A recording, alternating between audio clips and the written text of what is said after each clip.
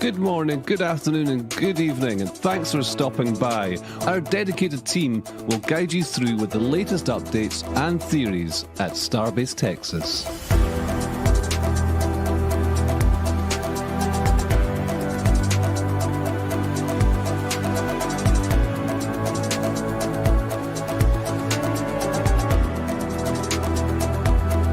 If you're new to the channel, be sure to hit the subscribe button and the bell icon for future streams. T-minus 10, 9, 8, 7, 6, 5, 4, 3, 2, 1.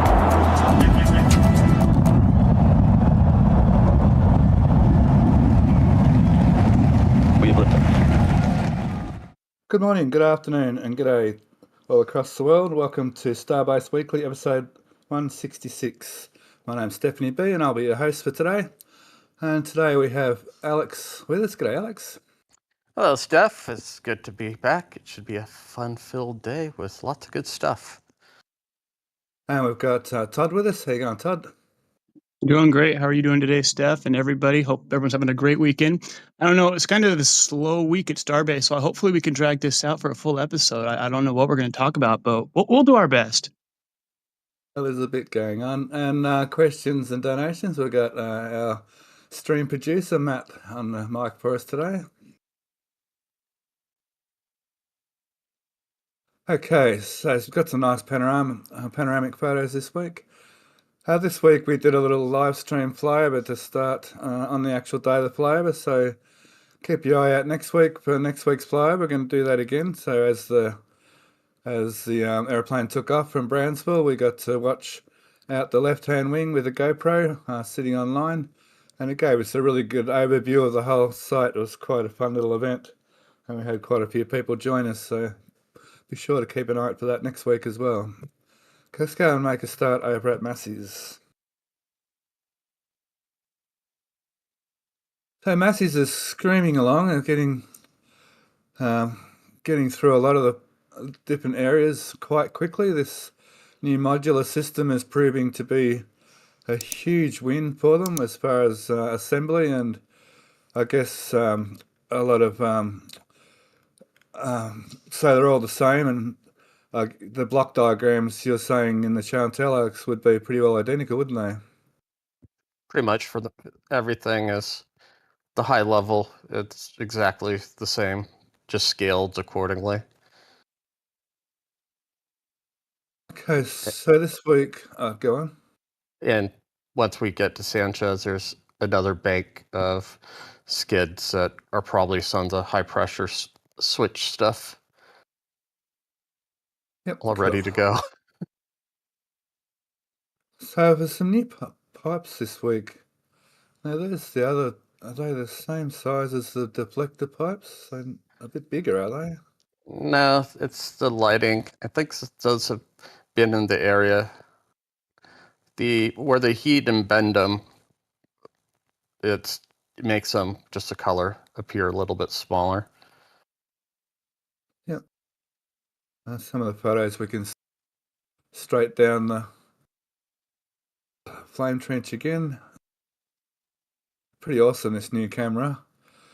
This doesn't look like they're working down the bottom of the trench so much this week, so maybe this new steel sort of indicates there may be some more work going on, but it seems they're fairly well done with the flame trench.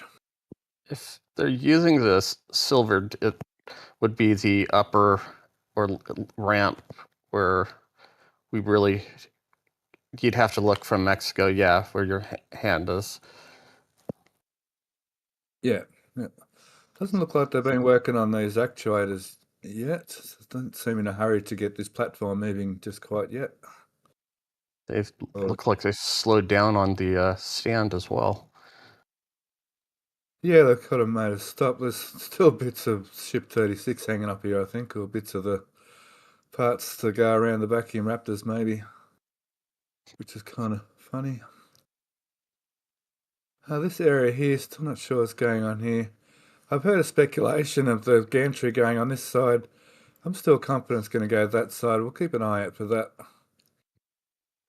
I mean, the one reason I would speculate they'd move it would be to match how McGregor has theirs. They could protect basically all the lines heading into it much easier. Yep, sure. It would definitely make sense instead of bringing them all the way around. It would make sense to do it there, but then we see the components of what we think is the new gantry with the off step, different size step down. So to me, it still looks like it's going to go that way, but it would make sense if they didn't. Yeah, I haven't looked at the edge if there's room on the other side to use the step up corner. Yeah, I think it pretty well fits. Where are we? This photo should do it. In here, the step up, because the old gantry used these. Those four? Four, yes. So we think there's quite enough room in there.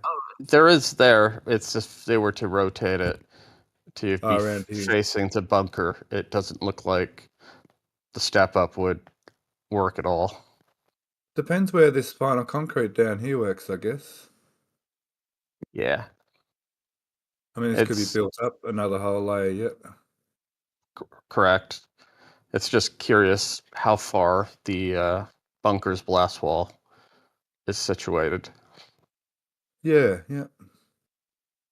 Just before we leave this little area, I just want to keep in mind this water recovery system for this trench here.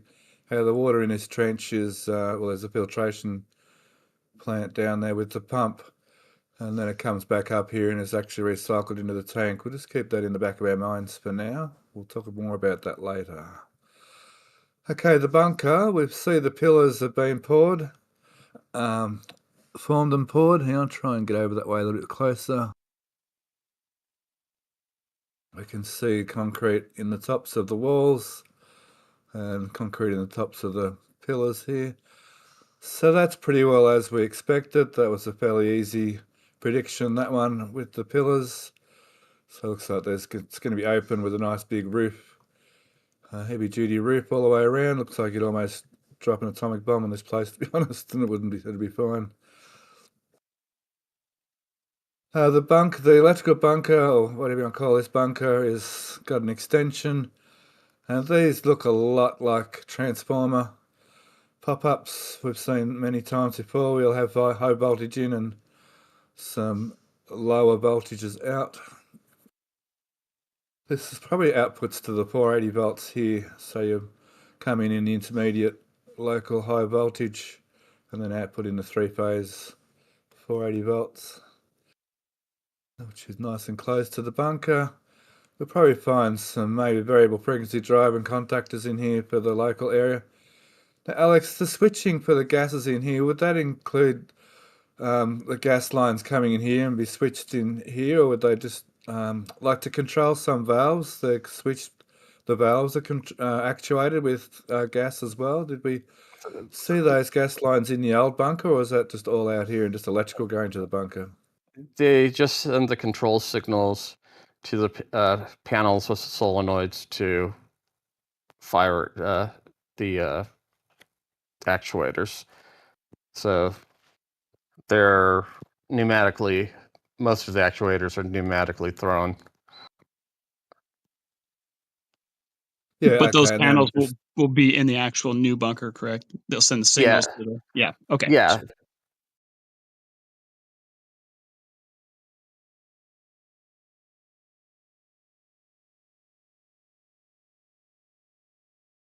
yeah. So it should perhaps maybe have methane, nitrogen, and perhaps oxygen in the 3 different lines, perhaps. Correct. Question on the bunker ground, seeing as it could possibly take damage if it's above ground if something happens. They're probably going on a cost analysis of going down.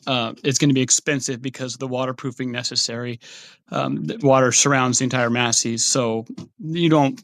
It's not far till you hit water, and then they got to just make sure it's waterproofed. Whereas they think they'll have less likely of damage in a bunker, or spend more money on waterproofing and making sure that they don't get any water intrusion in the bunkers. That's my guess.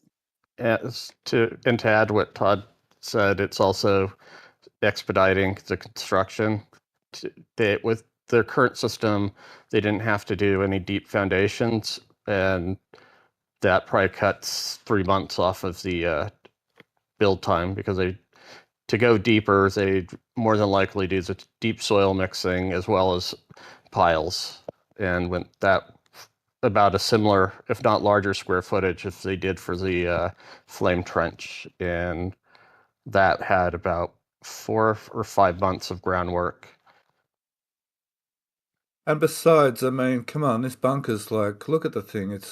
It's not going to get damaged no matter what hits that. Knock on wood, Death. And also, with the gases, you have to keep it purged. There's a lot ventilation system you'd have to have in place.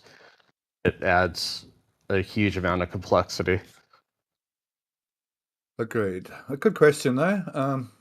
The same with, like, I mean, perhaps that stems from seeing the commodities lines going underground at the 2 different sites as well. But and maybe even like there's the bunker at the launch site, which is underground. So I can see where that question comes from. So it's a good question, and yeah, I think Alex and Todd was right. It would be a lot more time. I think time would be more of a commodity they're worried about rather than dollars, I would imagine at this Yeah, point. you're probably right there, Steph.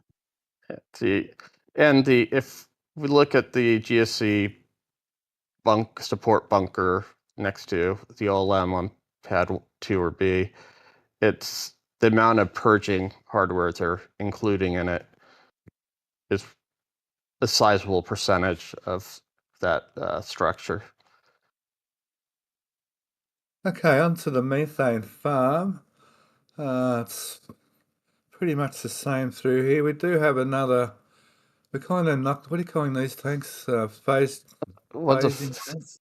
One's a phase separator. The other one could be a fractional column, but it's more than likely one's a phase. One could be storage. It's part of the reclamation system. And we think this came from McGregor. It definitely did. Cool. Okay, over in the methane farm, as I was mentioning just earlier about the modular system, we can see here exactly the same as the launch site. We've got the the input. Let me get this correct. The input over here, and then into the pumps, and then over to the output over here. And somehow the output's got to go over to the hippos. We can see some of the plumbing here for this pair of heat exchangers. You can see the nitrogen system. And down here we can see the exhaust system for the nitrogen over here for the nitrogen gases. So they're once again much the same as the new pump farm over at the launch site. Like exactly the same. Like it's not even nearly the same. It's like almost exactly the same. Just 2 instead of 4 on the ship side.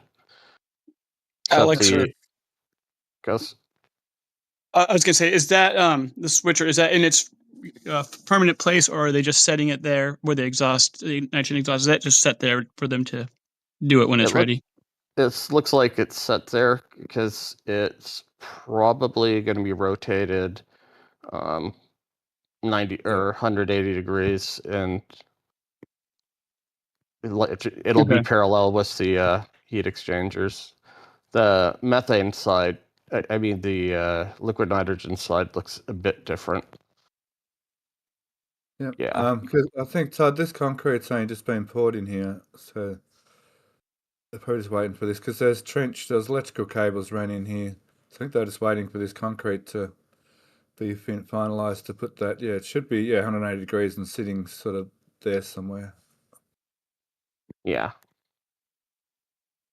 Okay, so that area's coming along very quickly, which we expected.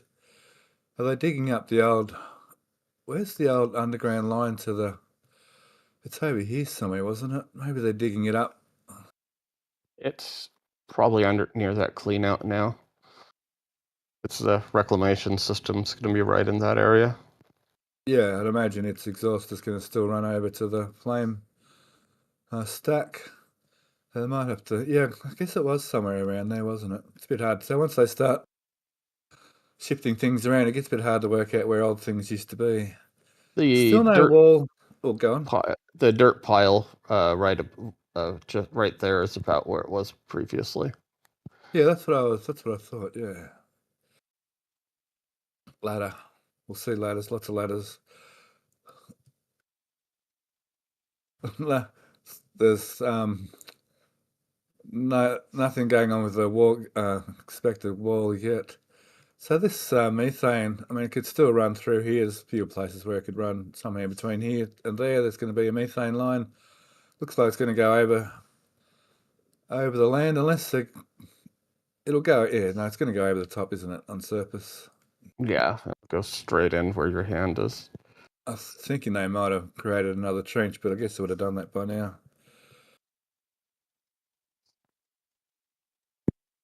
Would be a short trench. It's yeah. I guess it's just that, I mean, if it's above the ground here, I mean, the locks could have come above the ground over here too. I guess it's not much to just continue this trench along. It's just weird they put the locks so far in the ground and have the methane running across the surface. That's all.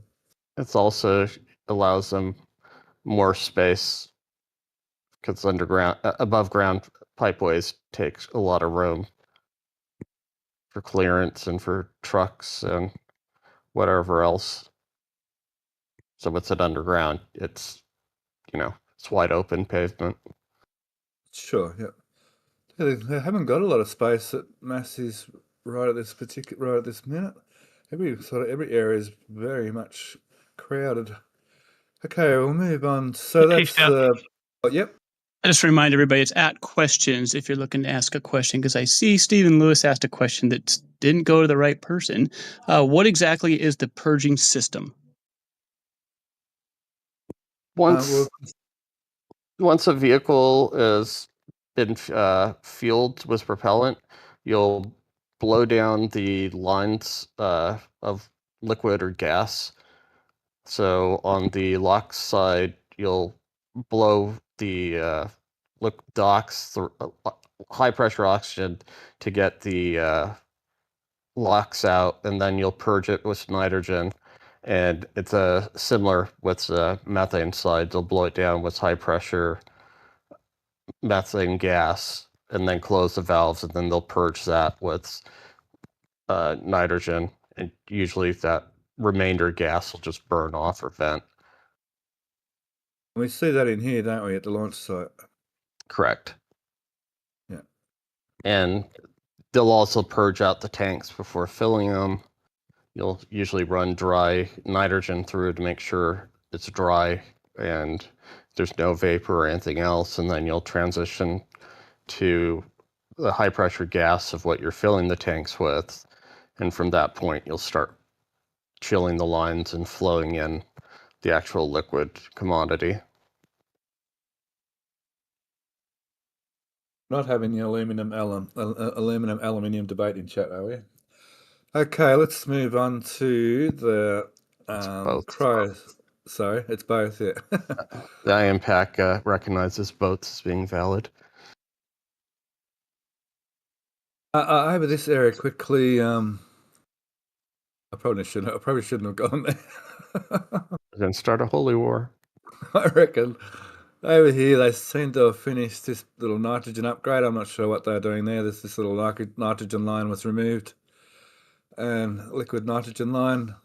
So, of course, that supplies liquid nitrogen into these heat exchangers to turn into high-pressure gaseous nitrogen. And I thought, yeah, so maybe they've still got these valves to put in. You would have thought they'd put them in by now, but you're saying these look like ball valves and these look like butterfly valves. So maybe they swapped them out. I mean, they're probably just doing pressure checks, but those do look like finalized valves. We'll wait and see. And I guess they could keep a bit of a check on the pressure here, can't they? If it gets too high, they can release a bit of high pressure nitrogen here. Yeah, I don't know how much throttling they use with this system. It might just be easier to create a constant pressure flow and then adjust how much the tank sees rather than try and adjust the pressure. Yeah, especially when you're expanding so much. I think, yeah, I'm pretty sure that a pressure regulating valve there on the end of the high pressure nitrogen would be a grand Easier. idea. Yeah, easier. Yeah. Fine and Also, finer control. Sorry, Todd. no, I'm just correcting myself now. I guess it's exclamation point question or just exclamation point Q will work according to Matt. So you don't need to type the whole word question, but it's got to be that so we can get it. You've led everyone astray with the @ question. You know, it's exclamation. Yes, we will have to do exclamation question or exclamation Q. I can do it either which way. Can we have exclamation L for Limerick? La la la la la. Sorry. Okay. Back on track over here. Now, I kind of missed a bit of last week, so I was up on my little holiday. So last week, I think there was one flex line put in. Now it looks like both sides have their flex lines put in.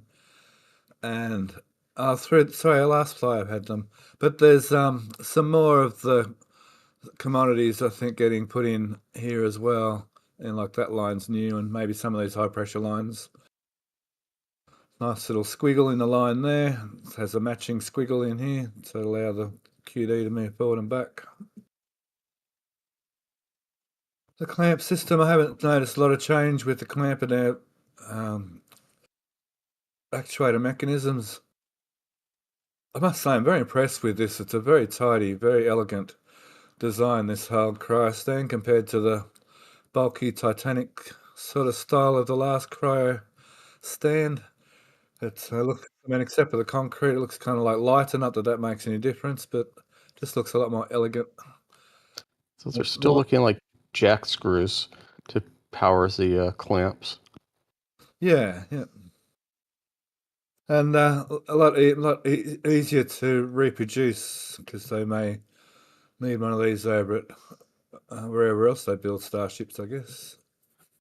Well, they have the square frame to adjust the position, and then you could even have a screw jack under that ball to set the plane it sits on as well. So a lot of fine control without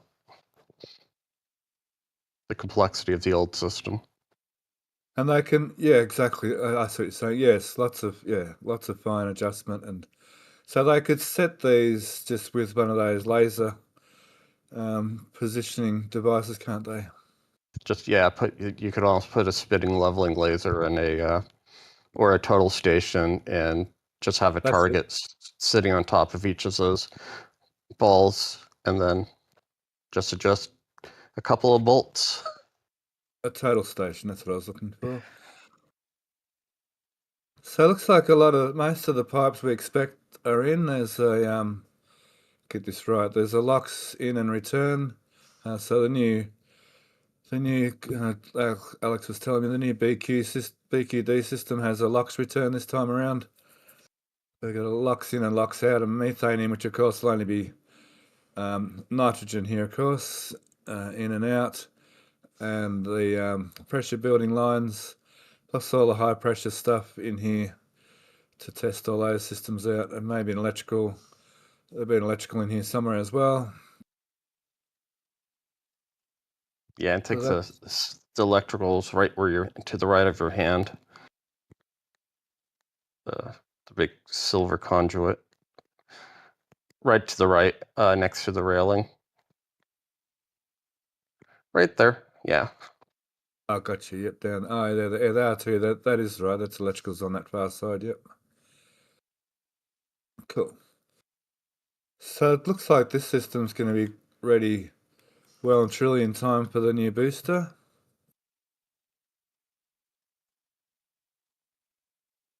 So it looks like, I mean, a lot of this might be ready before the new booster, to be honest, on the new ship. Okay, moving on to the LOX side of things. Now I've got a good shot here somewhere. Just bear with me. There we go. The four-way manifold we've been seeing for the LOX. I'm guessing it's outlet. I'm guessing they're going from the bottom up here again on this side as they have on the launch site now eventually. Alex's favourite little thing, that particular detail. We'll see that later on over at Sanchez. For some reason they've moved it over to Sanchez. Not sure why. They've already test fitted it and then brought it over here and started adding to it. And then they've taken it back to Sanchez. They're not sure about that. We saw last week they've joined this line back up again. So it looks that'll be LOX going. So they're probably going to break that line here now to bring LOX into the pump farm. And then out of the pump farm, they should go straight to Cryo without the hippos, and they'll run another LOX line back here to go through the heat exchangers up to the static fire trench.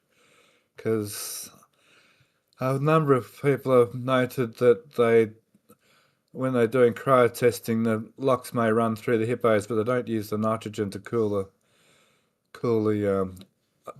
the gases down, the oxygen down for the cryo testing.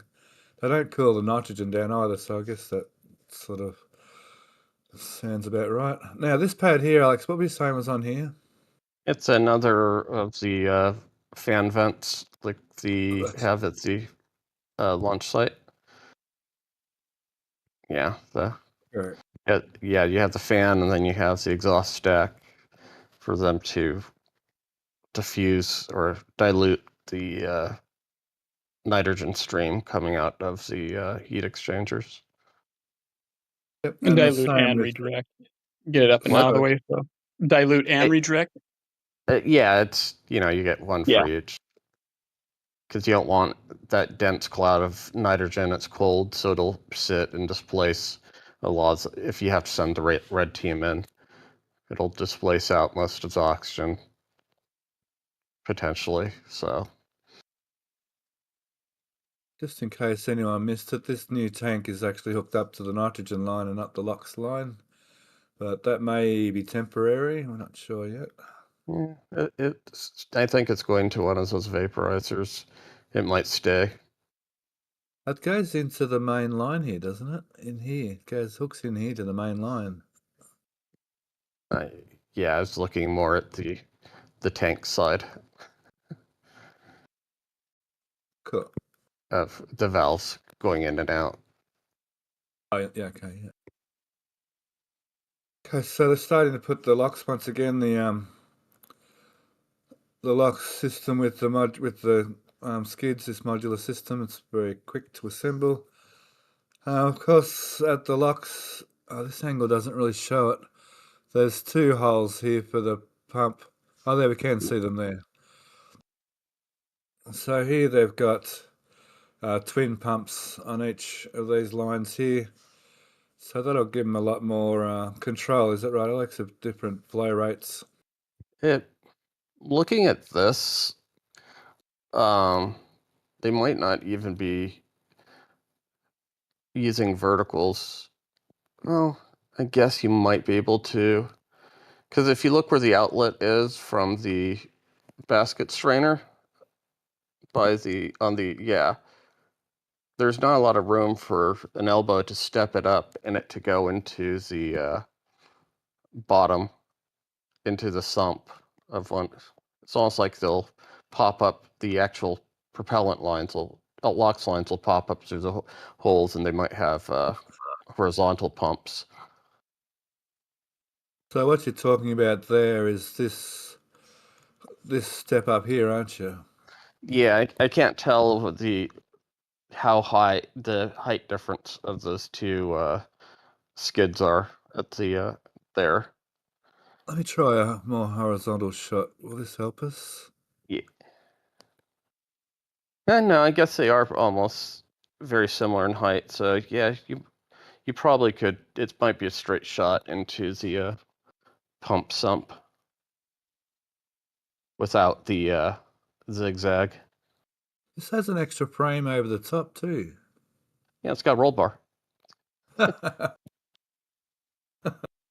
why I originally thought those might have been for the methane side. You know, if they would have put the roll bars in a long time ago on everything else, we wouldn't have had this issue and we would just be fine. Got to Right? get the safety first. Safety third. Yeah. You got to try at least one other thing before. Yeah, it looks like they're close enough in level that it'll just be their traditional vertical sump. That's, yeah, I mean, and being a different, being a whole different type of pump, it may have a totally different, profile how it actually sets up and works. And what in the world is that frame for? It's almost in the way, isn't it? Look, it's so close to being like in the way of the motor. Yeah, I know they know what they're doing. We'll just have to wait and see how that pans out. They're going to be substantially smaller driver motors than they had at the launch site too. Yeah, absolutely. Yep. We see the electrical continuing in. Looks like they're using the vacuum pump to do some trenching down here. This is all part of the new electrical upgrade on the whole site. So there's a couple of things going on with electrical. It looks like the electrical of the whole site is getting upgraded.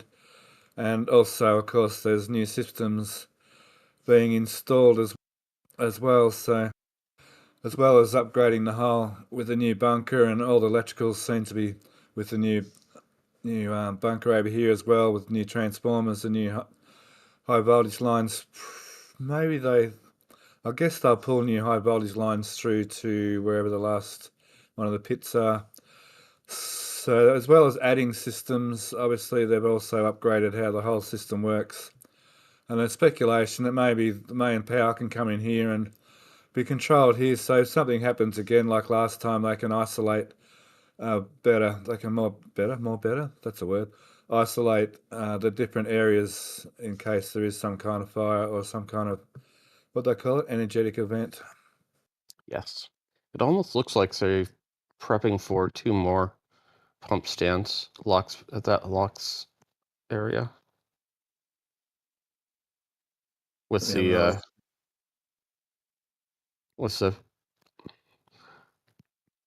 control panel is going to be to the left side of the skids. There's the 4 trenches that they've excavated now down at the bottom by the vacuum excavator. Yeah, there's a one at the top. There's 4 of them going over, and then there's the one at the very top. That one, that's not going anywhere near this though. If they put 2 more skids down, it would. One here, you think? Yeah, they could put 2 more, because if you look at the overhead of that location, there's room for at least 1, if not 2, pump skids. In that little spot there. Mm-hmm. I think that's the most overhead I have of that particular area. Yeah, that's the most I overhead. thought there was shot. like a long wide shot that was. It's not it's that important. I'm probably wrong.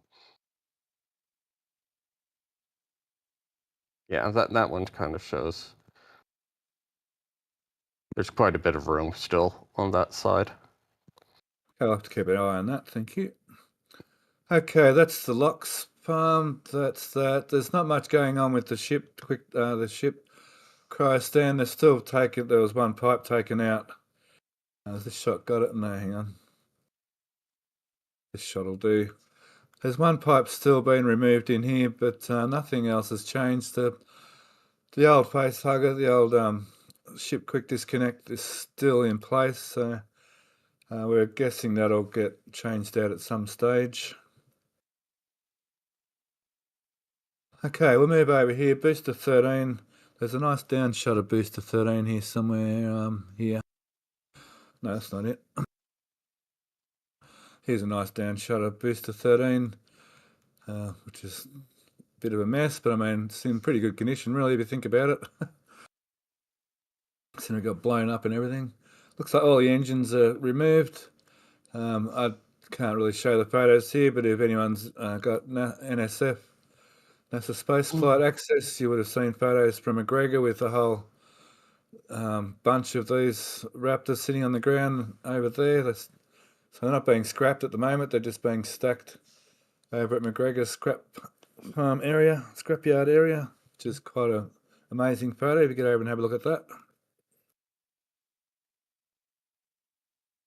Onto the test tank. There doesn't seem to be a lot happening with the test tank this week. It doesn't look like they're in a hurry to bring it out yet, so maybe they've still got some testing to go. It suggests that there's not a lot of room at the moment to take it out, but I mean, it'll have to come out eventually. Now, this stand here is getting very interesting. The old can crusher stand. If we look inside here now, we can see they've added this hexagon, but most interestingly, they've added 6 of these lugs that you could attach rams to. Now, does this indicate this is testing a 6 vacuum Raptor engine ship aft is the big question, or are they going to operate in pairs somehow just to test 3 vacuum Raptors? So that's going to, you can leave your thoughts in chat if you want there as to what you think is going to happen here, but it's very interesting that there's 6 new lugs in here. I just like their hexagons that of the bottom base that they chopped with the triangle. So there's a basic triangle here. There's one side, and there's another side, and there's another side of a triangle with some funny cutouts. Perhaps it used to be it could have been a hexagon, but they just decided to make it an odd shape. I think we've seen this part before, but it was never used, I think, is the story with this actual part. They've added this. So also having this platform kind of leads to a ship with engine mounts for the centers being, or having a different height between the vacuums and the centers. So this could very well be getting set up for a ship aft section, but still, only speculation still. We'll keep an eye on that. Unlike the other stands, these don't have slides, so this surface here is where the actual aft of the booster or the test articles used to sit, actually on this surface here. And it looks like they've unbolted something and left a nice shiny surface on top here for perhaps some ship clamps to go on here. And these are where the pull down rams were. So that ship could very well easily sit on here. Which kind of makes these, I find this idea of these being for Raptor engine testing, that they're a long way in, aren't they? The Raptors are sort of, in the scale of things, are more centered out here somewhere, sort of by eye. If we look at the old stands at Sanchez, the RVACs are a lot further in boards than you would expect just because of the diameter of their bells. We can see that here. Oh, that's not the best photo for that. Let's have a quick look at that, actually. That's an interesting thought, actually.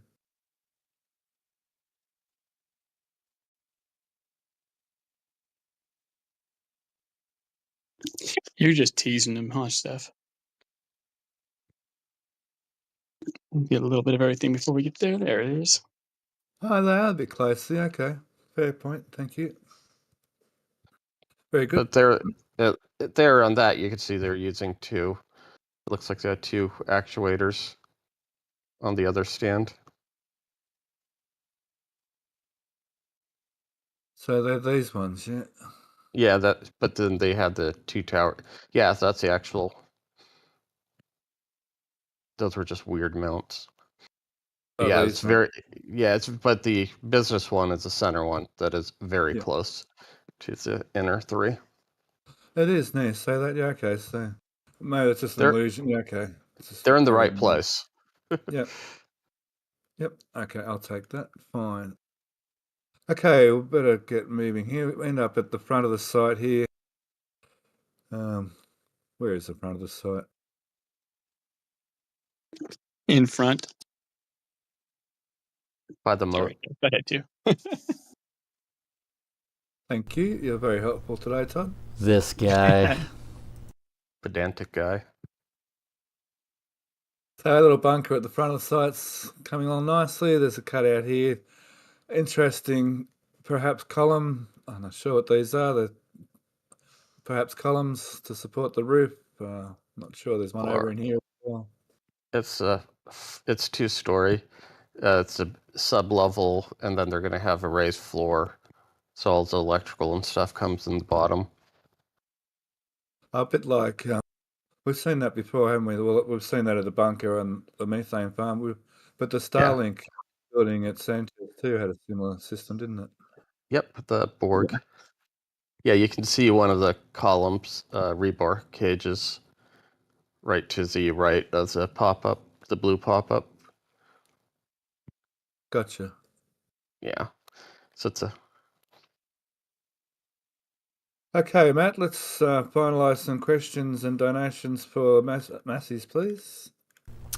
Absolutely. So we'd like to say thank you to Drew Nar for $5 Canadian, saying good morning, good afternoon, and good evening. Then we have Jop Kuipers sent 1 gifted membership.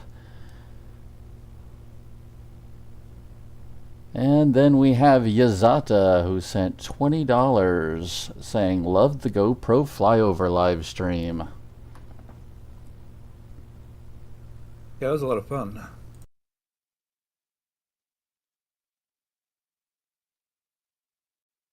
Okay, is that it?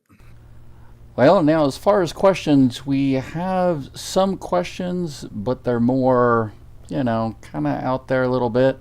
One question is from Tass. They ask, what's your estimate for Massies to be back in service for static fires or maybe ready for B18 cryo? Good question. We get this question nearly every week, and I say every week sooner than you may think. It's happening pretty quick. I don't know, October, November, December. How long's a piece of string? October, or end of September, October for proof test, and probably November-ish for static fires. So yeah, the testing regime, they need to do obviously cryo testing, and then it takes another month maybe to actually fit engines. So cryo testing is definitely going to be ready very soon. I mean, cryo testing's really only waiting for the new LOX farm to be completed, and same with the ship. I was going to say that, Steph. If they had Booster 18 ready to go, I wouldn't be surprised if they could have their testing in a couple to 2 to 3 weeks. But since they have other things to do and Booster 18 is not ready, it'll probably be really hard to judge exactly when the cryo testing stand will be done, because they're just going to finish it quietly and move on to something else, and we're just get to see very minimal changes on it. And even the static fire stand, static fire, by the time 39's ready to cryo test and go back, then get its engines. This may even be like on the verge of being finished even by the time they get 39 built and ready for static fire, to be honest. Yeah. I mean, 4 to 6 weeks, I think. See, they'd be up for static fires. Yeah, they really Yeah. are moving incredibly quick. Absolutely. So a couple general questions. We have Missing Tools asks, are the Massey's build and launch sites built to survive a storm surge? I'm not exactly sure No about comment. that. No. Yeah, I agree there with Alex. They did not much for storm surge protection. Well, and their It would example take- height was 20 feet too, and I'd imagine that's going to knock out basically everything. It would more than likely survive it. I mean, but it would take quite the storm, I think. I mean, they haven't had a storm quite that big for some time. I think it would take quite the storm to do any permanent damage. The 10-foot storm surge would put the launch site under 2 or 3 feet of water. Okay, thanks, Matt. Absolutely. And last general question, have the generators that were at Sanchez been moved to the air separation plant in Brownsville? I'm not sure about that. Probably not. Don't know they'd need that over there. Okay, we're just going to wrap up Massey's with a quick overlook of the. We got this screenshot from the flyover for the flyover live stream. That gives you a bit of an idea for these new blocks. So there's a couple of new blocks. So from Massey's, and then we're heading towards the launch site here off to our left. Is that right? Launch bay? Yeah. Okay, so from Rio West, there's a new random light we'll see in a minute on the corner. And there's a new spare light, which we think most of the build site dirt is being taken to. The new school, the tiny homes, and Ad Astra, the old Ad Astra, and of course Massey's over there. And there's another. So this is a lot, is it? Which one of these two lots is where they're bringing the soil? It might be this lot over here, actually. I think it's a new 5-acre lot. So moving on to that, that's this lot here, the new 5-acre lot. And we can see over here there's quite a lot of dirt being put into this lot. So, I believe it was Starship Gazer also got some pictures driving by. You can see the geomesh all jumbled into the mess of dirt there too when you drive by. And in that shot on the left edge center, there's a large pile of, just above the white bags on the left, Yeah. there's a giant pile of mesh that's been, Oh yeah, that is mesh, isn't it? yeah. they've been dragging bits of it out, have they? Yeah. And it looks like that's where they're assembling and staging some Gigabay's foundation. Massey's from afar, that site. So the little tiny homes site. The new random site on the corner that we saw just before. And of course the storage lot. Here, not a lot of change here. There's bits and pieces coming and going in here. Some interesting large pipes here. I'm not quite sure where they might go. Oh. The At least- block subcoolers. Are these the ones they pulled out of the I lock don't want to spine? talk about it. I don't want to talk about it. Okay. That's a bit of a look at over there near Rocket Ranch's outpost, which is down here a little bit. And the new Ad Astra school's here somewhere.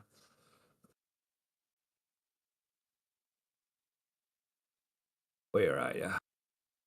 There it is, that'll do. The new Ad Astra school right next to the storage lot. It's coming along nicely. And last but not least, we'll quickly look at Rio West. Sorry? Which is getting built to survive a storm surge. The school. It is, yes, fairly built. I can see here it's quite well built up. On to Rio West. We don't do this every week, but the biggest thing I noticed, being a pool person, is they're laying the top on the pool. You can see over here they're starting to put the top on to make it look fancy. They haven't quite got to here yet, so it'll be nice to see finished. All the cladding's starting to be finished on all the houses. It's looking quite nice, looking kind of expensive. They've all got nice little staircases going down to the outside.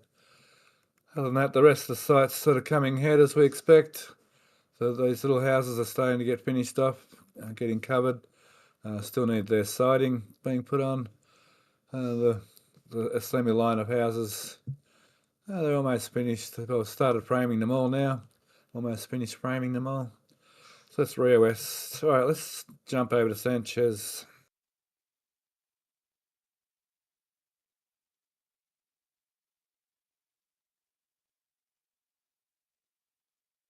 Hang on 1 second.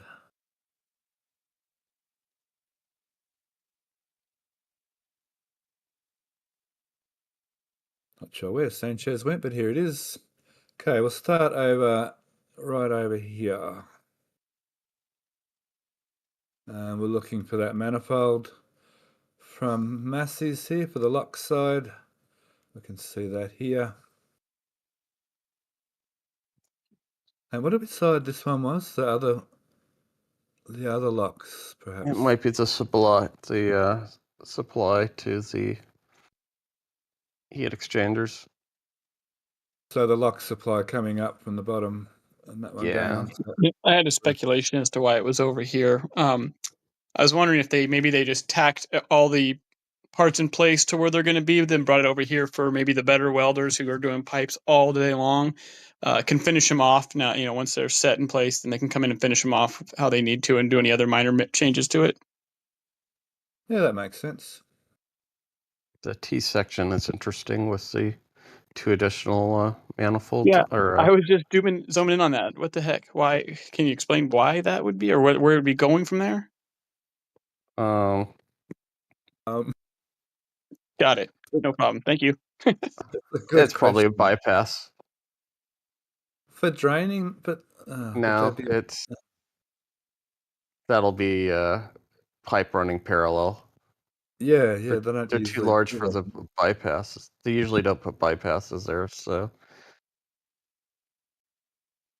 I'll have to wait and see when they put it in over there at Massey's. That's a good question, what that is. Yeah, I noticed that. I think the last week's photos I noticed that, but just didn't actually bring it up.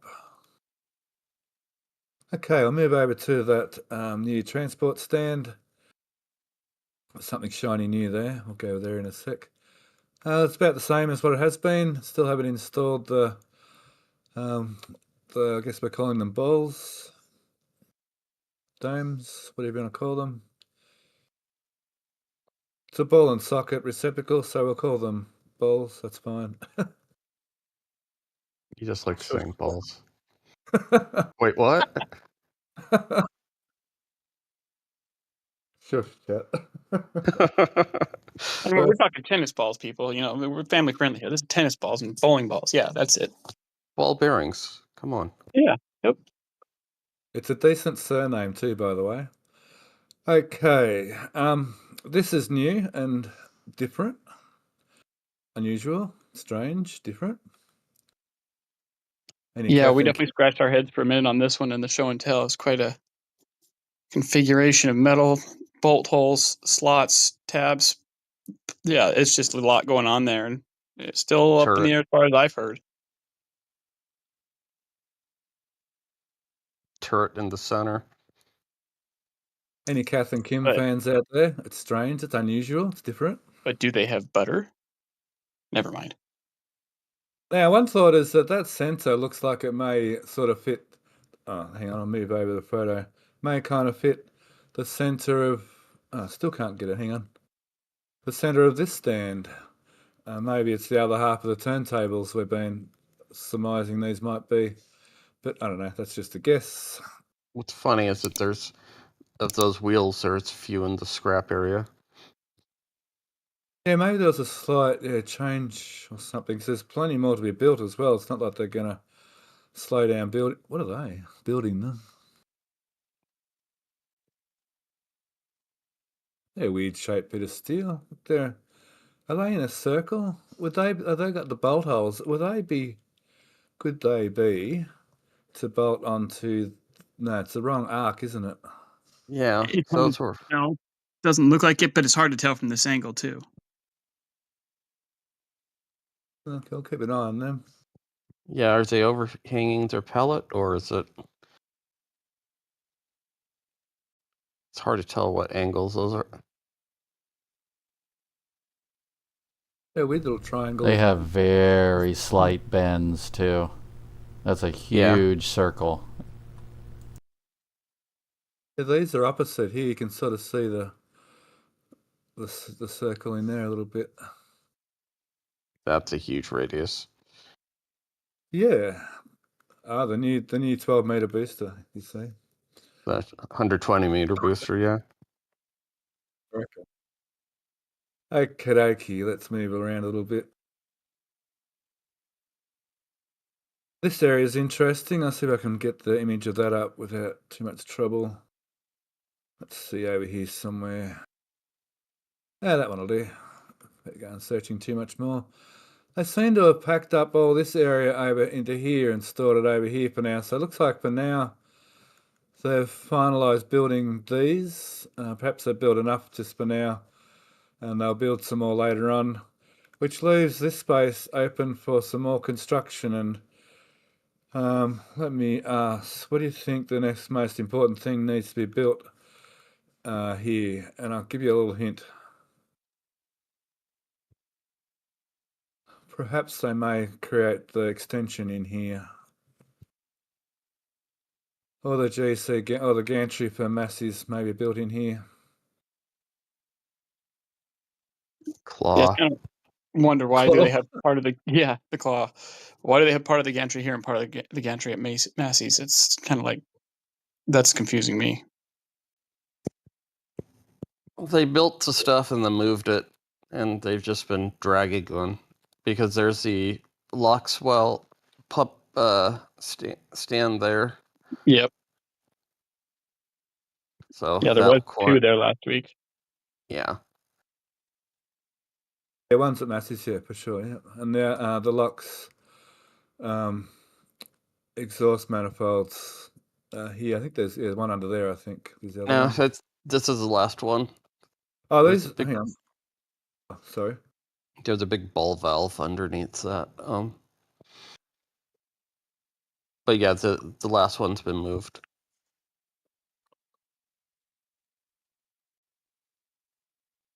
Was there one back here already, was there? I thought all three were installed. Oh, there's two, yep. So there's the last one to come here, yep. Gotcha. Thank you. Well, that's why there's only one there then, obviously. These, yeah, the ship's static fire stand gantry legs, more than likely. And I hit on the ship quick disconnect arm. It doesn't look like a lot of work's been done, but I noticed some skids missing, so they have been actively working on it, and they can't be far off getting ready to be lifted in place. Still no main cryo lines yet. I guess that's Those a big might tell. be installed in a different location.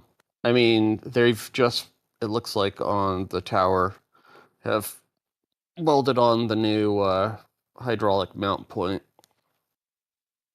Yeah, for the actuator, yep. But now they have the upper hinge point that's not doing anything. Boy, Massey's, we spent a lot of time on Massey. So painting one of these black. There's a much better photo of that somewhere. That'll do. You can actually see the little paint of black paint down there.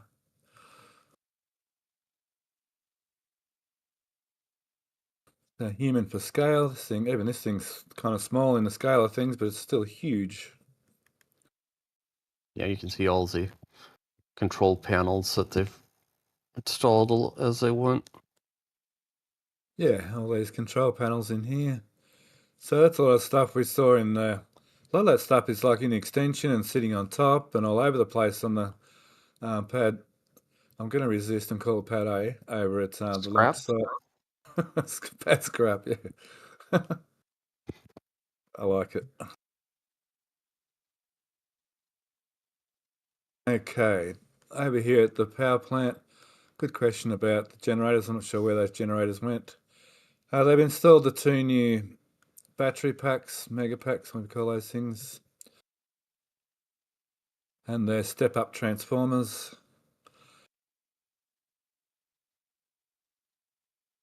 Let's go around behind there quickly.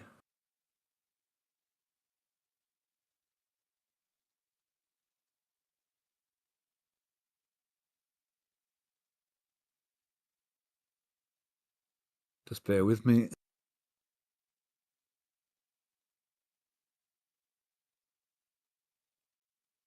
One second. Let me go back through from here somewhere. While you're looking, I gotta agree with you, Azada. You know, there's someone in there under those umbrellas just enjoying the day, relaxing, watching other people work. I can totally see that happening. Sipping drinks, that's the go. Nice bit of punch or lemonade, I'm sure. Oh, yes, of course. Last week we saw these, they've moved the diesel tanks over here and put a retainer wall. That's all I wanted to show you there.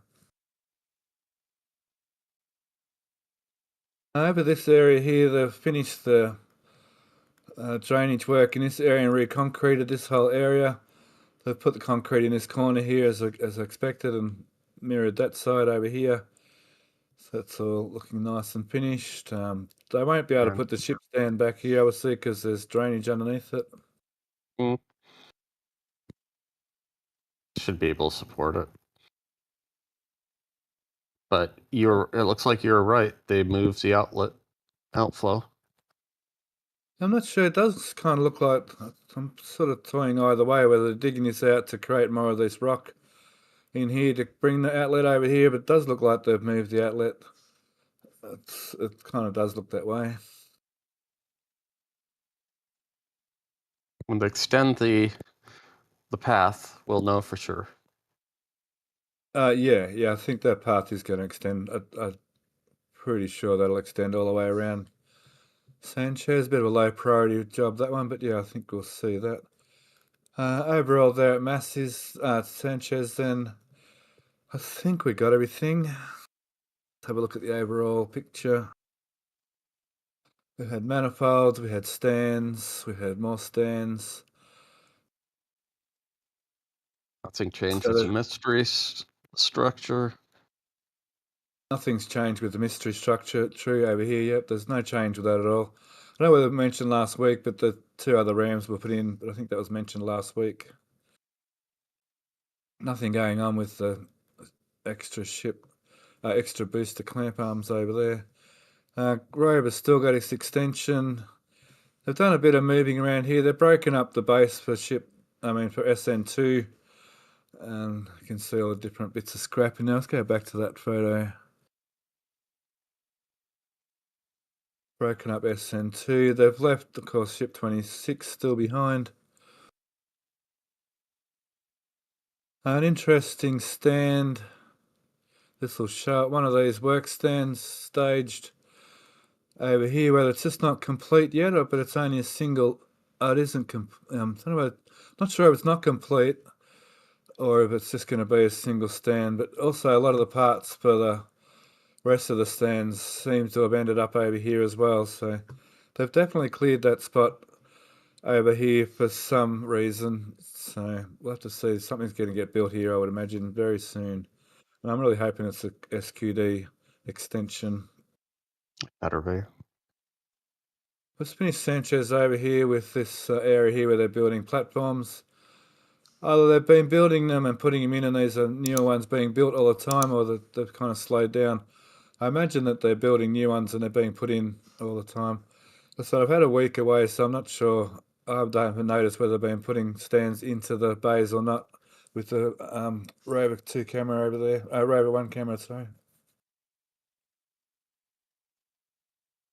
It's a good question for chat. Another good look at the new ship lifting jig. Are we sure it's a ship? For reasons, that little plaque says Booster Tribe. Where? What? That black plaque on the right leg. Oh, Yeah, close up to that? Yeah.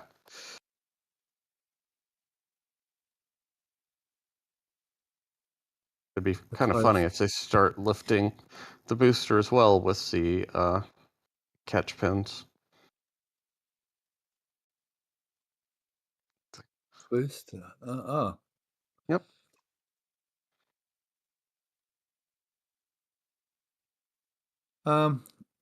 That's interesting.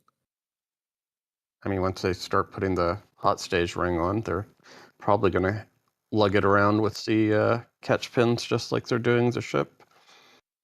Is it a bit tall for that? I mean, the catch pins, the hot stage section.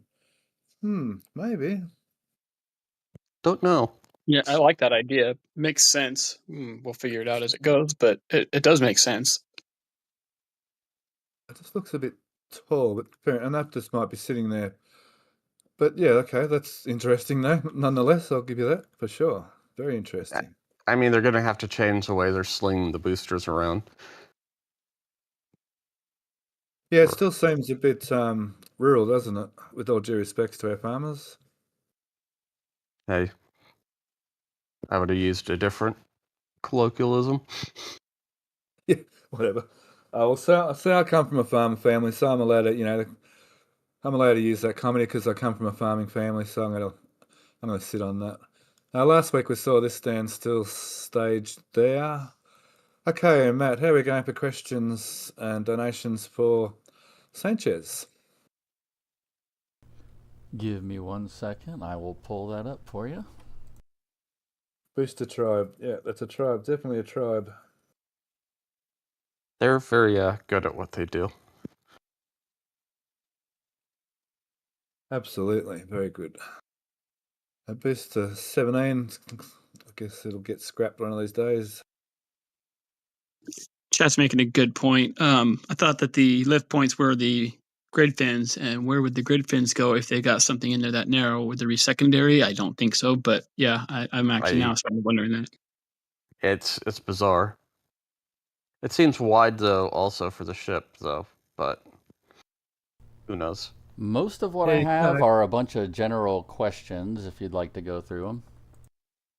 Yeah, let's do it. That's a good point about the grid fins. Yeah, that wouldn't reach under the grid fin where the new catch mount is. Yeah, sure. Hit us, Matt. Okay, so first one's from John T. He asks, on the new plans for the launch site, what does HEX mean? Heat exchanger.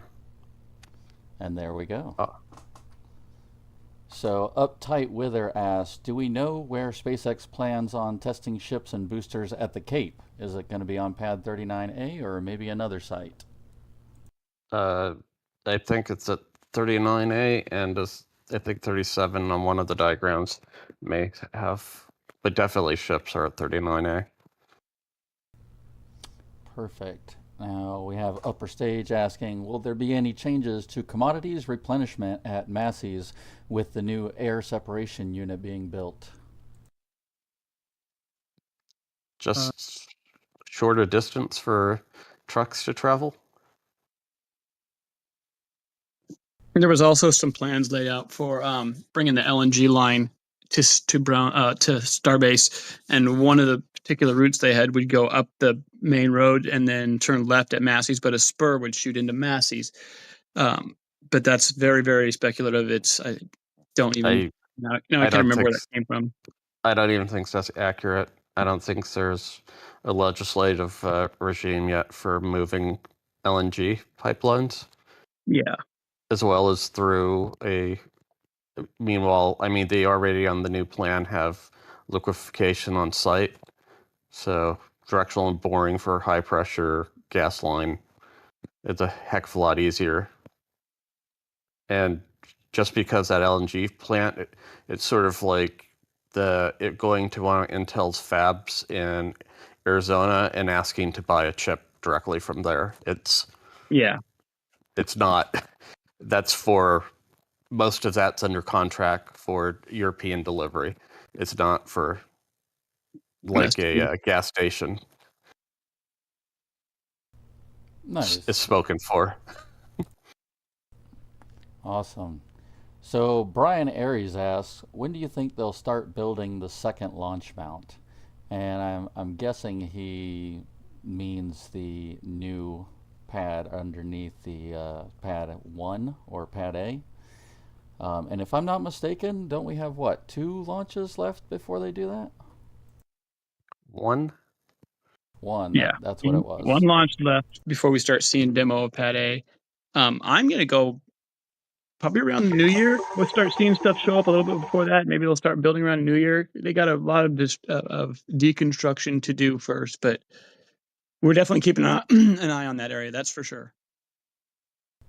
Absolutely. So Brian also asked a general question. What does Starbase do for sewage? Are they hooked up to Brownsville or what? There's a small effluent plant by the backup generation. Perfect. And last question, Doc John asks, shouldn't they start bringing in the steel for Gigabay by now? If so, where are they going to put it? They probably are a month out or so out before they'll be done with the foundation. At least 3 weeks. And they'll probably, as it comes in, they'll just be staging it in the transfer aisles. Yeah, with 4 bridge cranes, it's going to go up as they bring in trucks and have 1 or 2 extra load staged ready to go. It's going to go up. We're not going to see big sections being built this time around. It's just going to go up piece by piece. Your factory, and you can get a.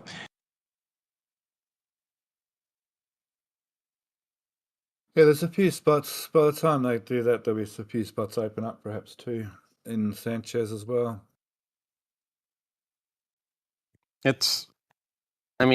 can see where they're staging rebar. It'll probably be very similar. Oh, yes, the embed storage. Thank you, Matt. Oh, have we lost Matt? To Matt. No, I'm here. We're all done. That was the last question, so we're good to move on to the next part. Nanu. All right, build site. Do have a build site here somewhere. There. Beautiful panorama this week for the build site. Okie dokie, let's start with the Gigabay, shall we? This is a good shot of the concrete they've already poured. This thing is going ahead extremely fast. So they poured this section last week. Last Friday. And they've poured this section now. They've left a section, which is something they do. I've seen this before where I've seen this before somewhere where they skip a section like this. They did it for the diaphragm walls at Massey's. And yeah, where they have the 2 sections keying together. They tend to do that. We can see embeds in here for one of the tower cranes on one of the workstations. I'm pretty sure they do that for the forms because you got stakes and boards holding up the form for the first area, and that's got to go out, be completely dry and out of there before they pour the next area, so they can just keep it rolling and pour an opposite area, then another area, and then they come back and start filling in the other areas once they can remove the formwork, and they're using the existing concrete as the formwork. Yeah, formwork only really needs 24 hours. You can pull not even sometimes. It's sure, yeah, it does help with workflow for sure. It's nasty formwork to remove. Once they have all the bars. Yeah. Yeah. A crane, by The tower surface, piece. crane. So there's about 300 mil up you guys over there, about a foot difference between grade and the concrete. So there'll be another foot of concrete on top. Is that right, Alex? Yeah. Yeah, Okay. they keep the. It's not tied directly to the foundation. I mean, the pile cap. We've seen other areas where there's a layer of dirt in between the concrete. Would that not be the case here? Parts of the factory were doing that. Yeah, and even in the factory, whereas they keep those cutouts where the legs come through, Sure. just because the movement can shear the columns. I thought you pointed that out at Yeah, one yeah, point. yeah. Yeah, it's exact same idea. They did the same thing in the Megabay 2 for sure. That the actual work surface is floating. So the actual truss columns will actually be bolted down to this layer of concrete, and then the little cutouts left, and then I'll put the finished concrete on top. Is that right? Yeah. Yeah, cool. Hey, I got one right. So there's another crane base sitting here. We can see another one over. Where do I see them? Over here, and another one over here. Curious that they have different pile densities in each of those. There's And only through here. 4. Well, there's 4 for this side tower cranes, and the other side, I think BJ pointed out that there's at least 9. I thought there's a bunch more piles under that crane, especially. Could that be a different soil just between there and there underneath? Sub In layers? reach and where they're staging stuff. Okay, Probably yeah. the ones on that side are going to be higher than this side. Cool. Because, yeah, I mean, for them to swing around, they're probably going to be at slightly different elevations. Looks like they're getting close to finishing excavating dirt. I guess later on they'll excavate the laneways out. Not laneways, what do you call them? Not laneways, Aisles? Transfer Aisle. aisles? aisles, that's it, thanks. Well, they are protecting. I think they're going to leave that in place for a while because they did put those cardboard tubes to protect the tops of the piles on either side, on the lower right edge. Yeah, they Here? have the cardboard tubes protecting the rebar coming on those piles. So they might leave that dirt for a while. Yep. For now, the aisles they're using as their main access. I noticed when they're doing the concrete pour, it's a bit of a tricky pour because the concrete pump was way back here, and the only access through here was the concrete trucks having to back all the way in there. But I mean, if you're a truck driver, you certainly get proficient at reversing a truck. Okay, let's move on to the base. So this is advancing just as we expect. Some more rebar happening over here, and a bit more rebar happening in here. Some more digging, sort of finalising, getting rebar. Looks like rebar is getting staged over here. So we can expect to see this outer area being completed sort of not in a not too distant future. And the same with this centre here as well, won't be far behind. Yeah, once the concrete, and then they can start bringing in the steel. So for now, they won't be wanting any steel on site yet. I'd imagine the whole Gigabay is somewhere already, probably mostly built somewhere. All the sticks is probably already mostly manufactured by now, sitting somewhere at a contractor's lot. And they'll just bring it in as necessary, either into here. There'll still be room around the place for storage for the bits of steel. There's bits and pieces of Sanchez they could store. There's at the front here, area up here as well. Yeah, if you've ever watched any high-rise constructions in downtown areas, there's quite a bit of workspace around the site. Yeah. Yeah, and those construction companies are really good with logistics of not bringing in too much, not wasting space at the construction site, bring it in as you go. Yeah, they're probably. I'm not saying it's going to be empty every truck straight up the walls the next truck, but they're really good at logistics as far as timing that stuff out and making sure it's ready in the right time on the right truck. Yeah, and that lot that we saw, the 5-acre lot, is probably going to be one of their staging off-site areas. Keep the trucks loaded Yep. and the right loads coming. That would make sense. Yep. Okay. Looking in here, we can just see boost to 18. Well, half of it anyway. Boost to 18, boost to 12, and boost to 15 still in here. We should see boost to 15 out and about in the next week or so, I hope. There was questions a while ago in our show and tells and live chats whether this would actually fit inside a barrel section. And looking at this stand, which we understand will fit inside a barrel section, looks like this would easily fit inside a barrel section.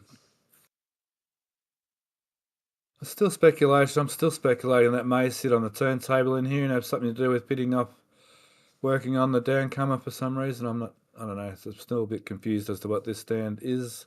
It hasn't gone anywhere. So, they did fit the last transfer tube already to this booster LOX tank. So that may indicate that they don't need it, but maybe in the future they've got new manufacturing techniques in the future that they may need to put it on the turntable. Just have to keep an eye on that again. It may even go into the factory still. Sure about that. Okay, over into Megabay 2.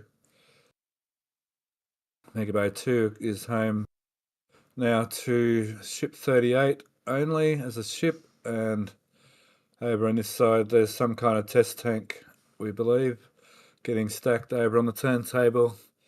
So it may be something to do with the old can crusher getting refitted at Massey's, and have something to do with ship testing, so maybe some kind of test article. So we're seeing a booster test article now, so we need a ship test article. And I think we're going to see, at some stage, an interstage test article, as we saw previously with version 2 boosters, with a booster top and a ship aft, with the interstage being crushed and twisted and what have you. Yeah. I believe Starship Gazer had some interesting shots this week of just that. So Starship Gazer as well. Starship Gazer is another photographer as well worth following over there on Patreon. Is quite a busy photographer, comes up with some amazing photographs. The community learn a lot from Stargazer's photos. Is fairly important to us all. His images, we find him very approachable. If we're looking for a particular shot, we seem to be able to shoot off a message in his Patreon, and there'll be a photo of that item the very next day, basically. Just before I move on, didn't mention over here the ship's transport stand we saw getting moved the other week. It is here. I don't know whether we've mentioned it in live streams. There's an older one over there too. So there's 2 old ship stands here at Massey's. With that, back to the build site. Okay, this area out here, the old tent 4. Should I mention that? It's almost like mentioning the word, the name that should never be mentioned. Woohoo! It's looking nice and tidy. What does this tent Cryo refer to? Yeah, exactly. So hopefully we'll see this tank removed soon. The dragon thingy's gone. I think that was gone last week. Not much to report on back here. There is an interesting item back here. We saw this on a truck on the last flyover. Where are you? There. Boo. So lots of speculation last week whether it was one piece or two piece, and it is one piece, and it is not symmetrical. I'm going to have a dig at a couple of people about that, so they can eat crow, and I don't have to eat crow this week. I Yeah. get some right. It looks like almost one of those, a giant version of those stretch forbs. Well, yeah, Alaska Space was saying looks like a similar shape to that, but It's I not don't, symmetrical. I don't believe so because aren't they domed this way as well, aren't they? As well as that way. To be the dome. So I don't know. Look, I never like to say anybody's wrong. I think everybody's ideas are awesome. It does seem to have a shape. I mean, that could be exactly right, for all I know. It does look like it does fit that black frame if you go down a little bit, right? That very first one right there. Nope. To the left. Yep. Looks like it might fit that shape. It does look similar now. The more I look at this, the more I'm going to regret saying I don't agree with him now. Because it does look like the angles, doesn't it? Even on that one. Yeah, one of the two for sure. Okay, I might be eating crow on that half of it, Yeah. but anyway. I have a bunch of new recipes, so.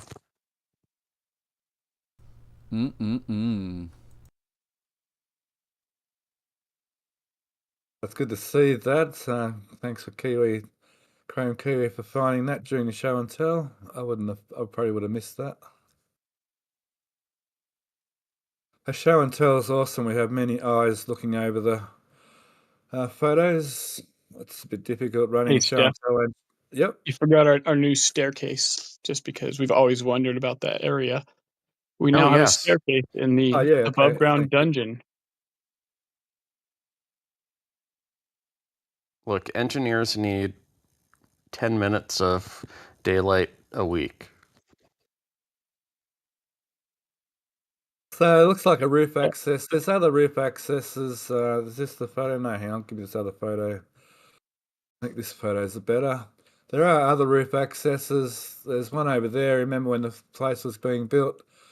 And then there's some staircases down here to get down to Donkey Kong style to the different levels. And then now they've put a new one in here as well. Thanks, Todd.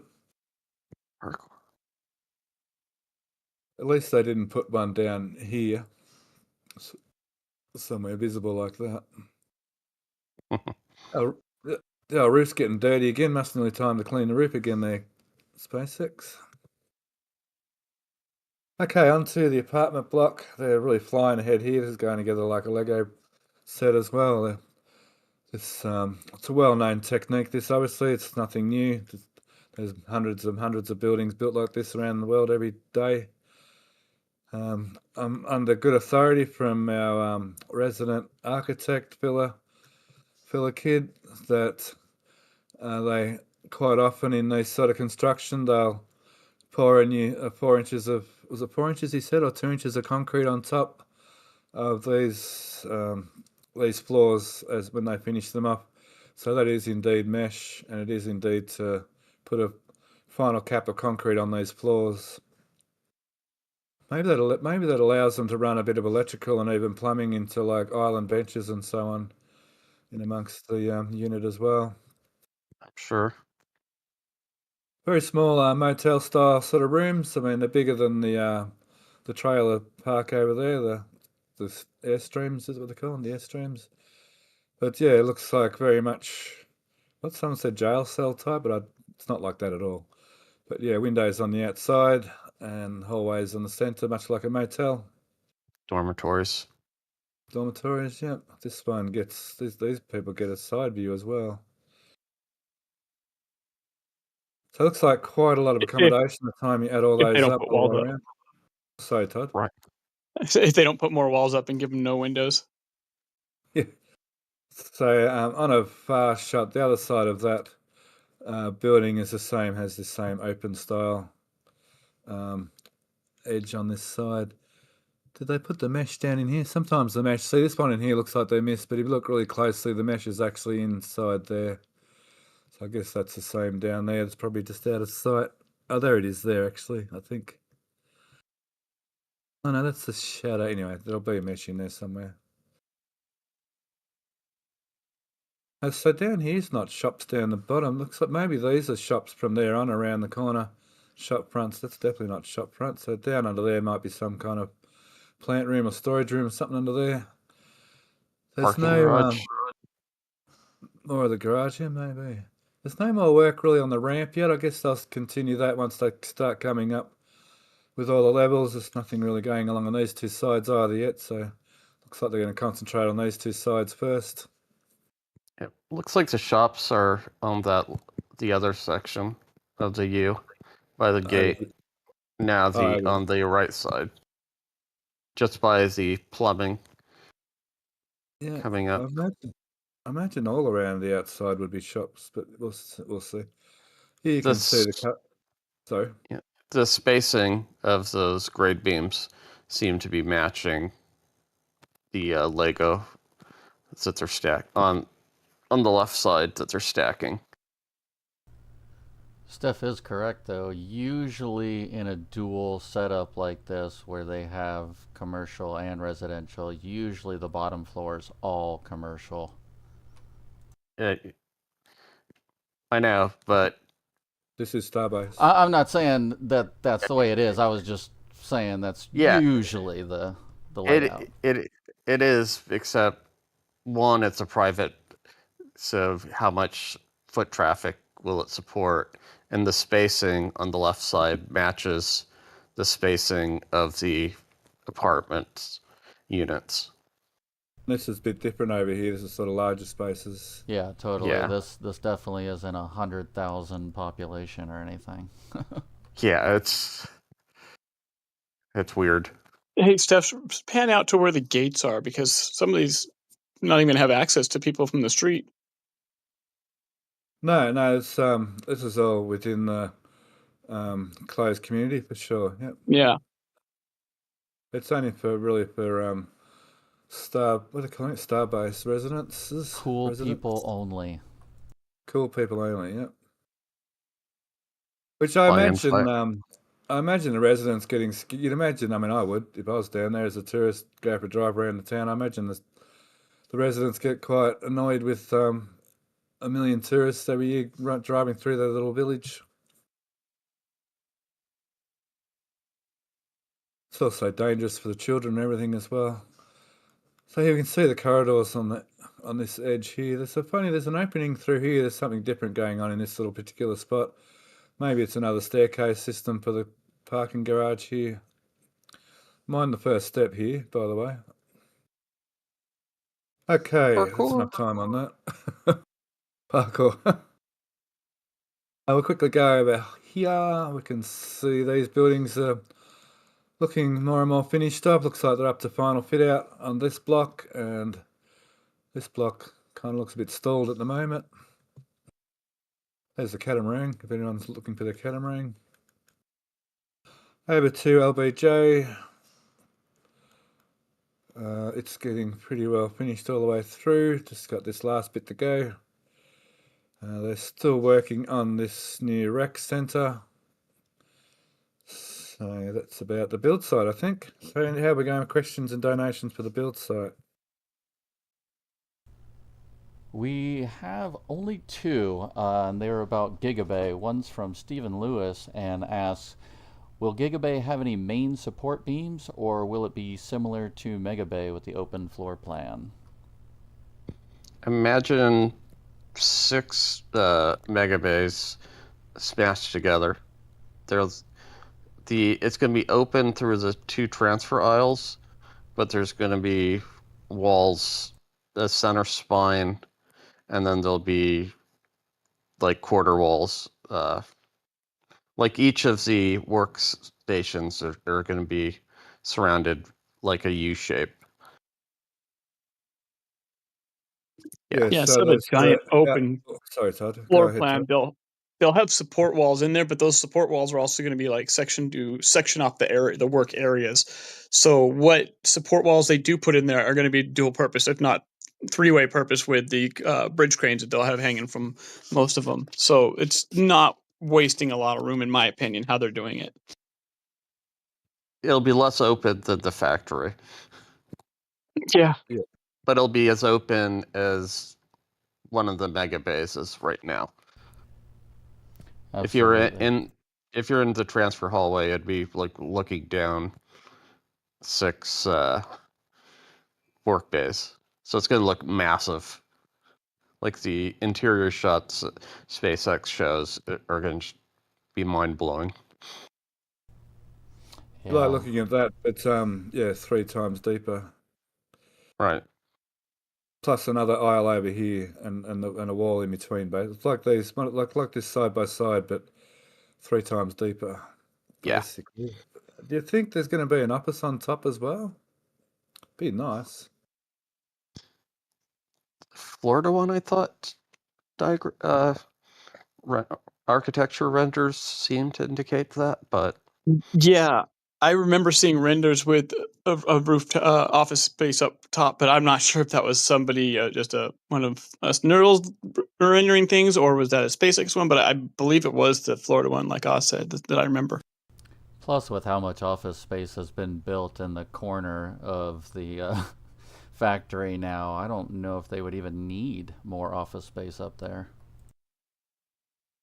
I just wonder how much movement there'd be with the bridge cranes and everything up. Else, how much that space moves with the building. They're not even using the space above Mega Bay 1 at the moment, really, are they? All right, thanks, Matt.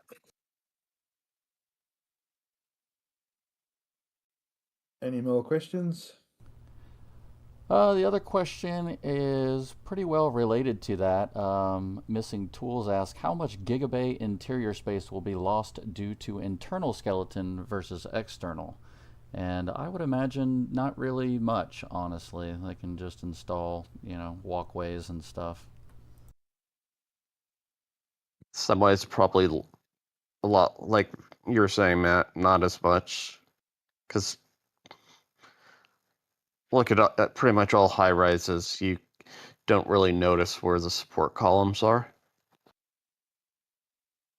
So yeah, sure, it might be a bit different as far as internal space goes, but I mean, look how big the thing is. They built it accordingly in size, so it's appropriately sized with appropriate structure inside to support the size, especially with the 3 rows of support.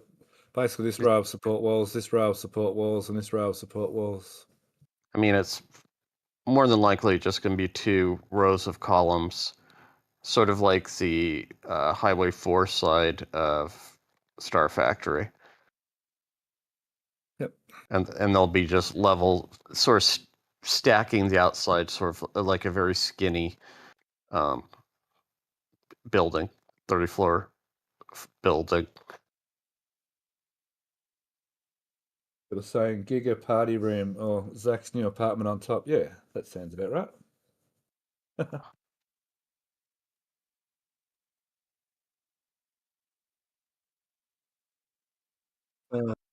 How do you like working, breaking up concrete? It'll fit right in. Right? I imagine that's the easiest way to get a job. It's Thanks, Matt. Let's move to the build site. I mean, the launch site. Okay, let's move to the launch site. Keep coming with the questions. We like the questions. Thank you. They're all good questions, and we strive to answer them. We can't answer all the questions. My crystal ball's nearly worn out, I'm telling you. mine's just a magic 8-ball, so Okay, off to the launch site. We've got some nice straight down photos again this week. So many things. So, one thing to note, they've removed scaffolding from the back of the methane side, which I don't think we'll see a hood until we see these flex lines coming in. I'm wondering if the hood's going to be set up so if need be, they can replace the flex lines. Maybe because it's so robust, maybe they won't have to replace the flex lines. Well, obviously they won't need to anywhere near as often as they did in Launchpad A, but we'll soon see, I guess. I have a feeling they'd be able to maneuver them through the doors. I'd have an overhead crane inside, basically. Yeah. Yeah, that's probably correct. Yeah, even down through these access down under here. This week's another good shot of this corner piece here, which was a really odd shaped piece here to fill in this little gap in here. It's the best looking quarter, though. Yeah, that corner's a bit janky. And yeah. Form follow function.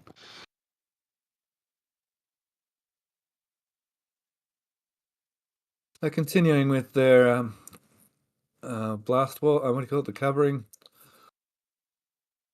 blast protection. Not sure what they're going to do with it. Is it this hole here? This hole and this hole here. There's some big vents under there, so there's maybe something different going on in these particular squares. There was speculation that new grey thing at the build site was something to do with this, but that has gone out the window. Yep. That's more of a crow appetizer for myself, but Wasn't going to mention names, Alex. that's okay. I own my usually the Yeah, cladding, same. except now those large caps on the ground are These things. no on the other side by the along by the little yellow crane on the lower left. Down, right there by that dumpster. There's those big end caps, those big half domes, right in the center. Yeah. So one of those might be for the sump. Okay.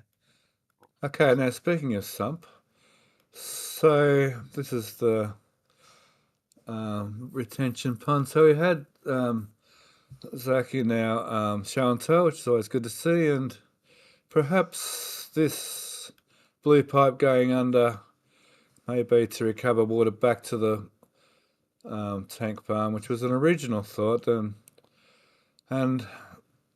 but what led me to change my mind mostly was at Massey's. Remember I said before about recalling the sump recovery water at Massey's, how it does go straight back to the tanks. So the sump pumps down here and the pipe going over to here could be definitely to recover water from the trench as they do at Massey's. So that's obviously something they're allowed to do. And then perhaps there's going to be a treatment, a mild treatment plant maybe here or maybe over here to recover the retention pond water straight back into the water tanks as well. They're not pulling it directly to the tanks at Massey's. It's never been 100% hooked up. It's been hooked up so that it could be pumped into like when the Movacs to be disposed of. Was it not actually hooked in? There's the manifold there. It has, this is a most direct plumb, but it's not set up to go directly. Currently or previously, they need to filter it because it's this one they might not be, but at the launch site they would, because that's definitely classified as processed water, and they call out that they're using potable water. There's a unit at the bottom of the trench here that could. That's the amount of testing you do to prove it's potable, because they're saying you have to clean out the chromium, most of the iron, anything that would be ablating away from the surfaces. It might not be worth it to set up a small scale treatment, heavy metal removal plant We'll keep an eye on that. So there's two different opinions there, so that's fine. We often do that, and that's nothing to be worried about. So we'll keep an eye on how that actually works in a day. We're not sure whether we'll actually see any paperwork to do with that, but we should see things like pumps and what have you. We can see that pipe. It's popping up out of the ground now. It's up under this tank here. Hang on, if there's another shot of it over yonder here. This photo will show it. Oh no, it won't. Sorry. Not gonna be able to find that photo now, am I? Mm-hmm. Anyhow, it pops up here under this tank under here. I don't believe you.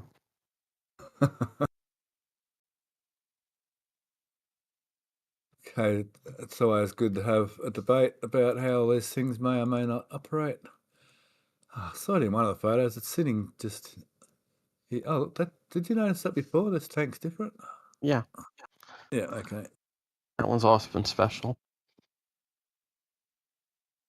It's special. Is that the word for it? Is it? Mm-hmm.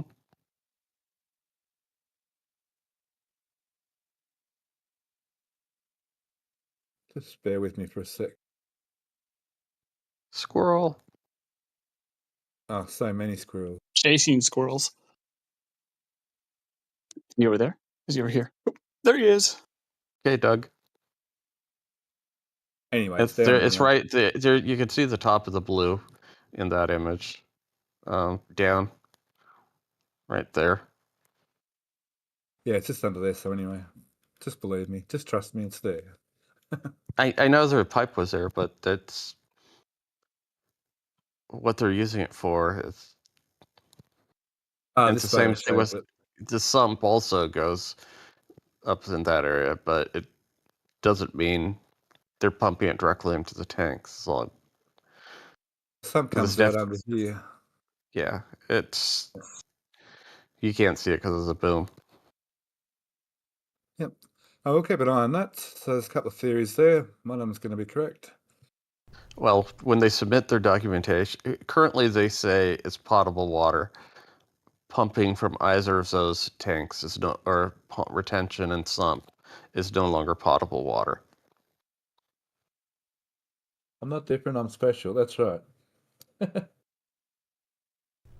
So Humans Schizopork Pascal, was yeah. wondering, is there going to be noticeable areas of venting at Pad B once they get it spooling up in relation to, where is it going to be once it starts going? Where will we see the venting coming from?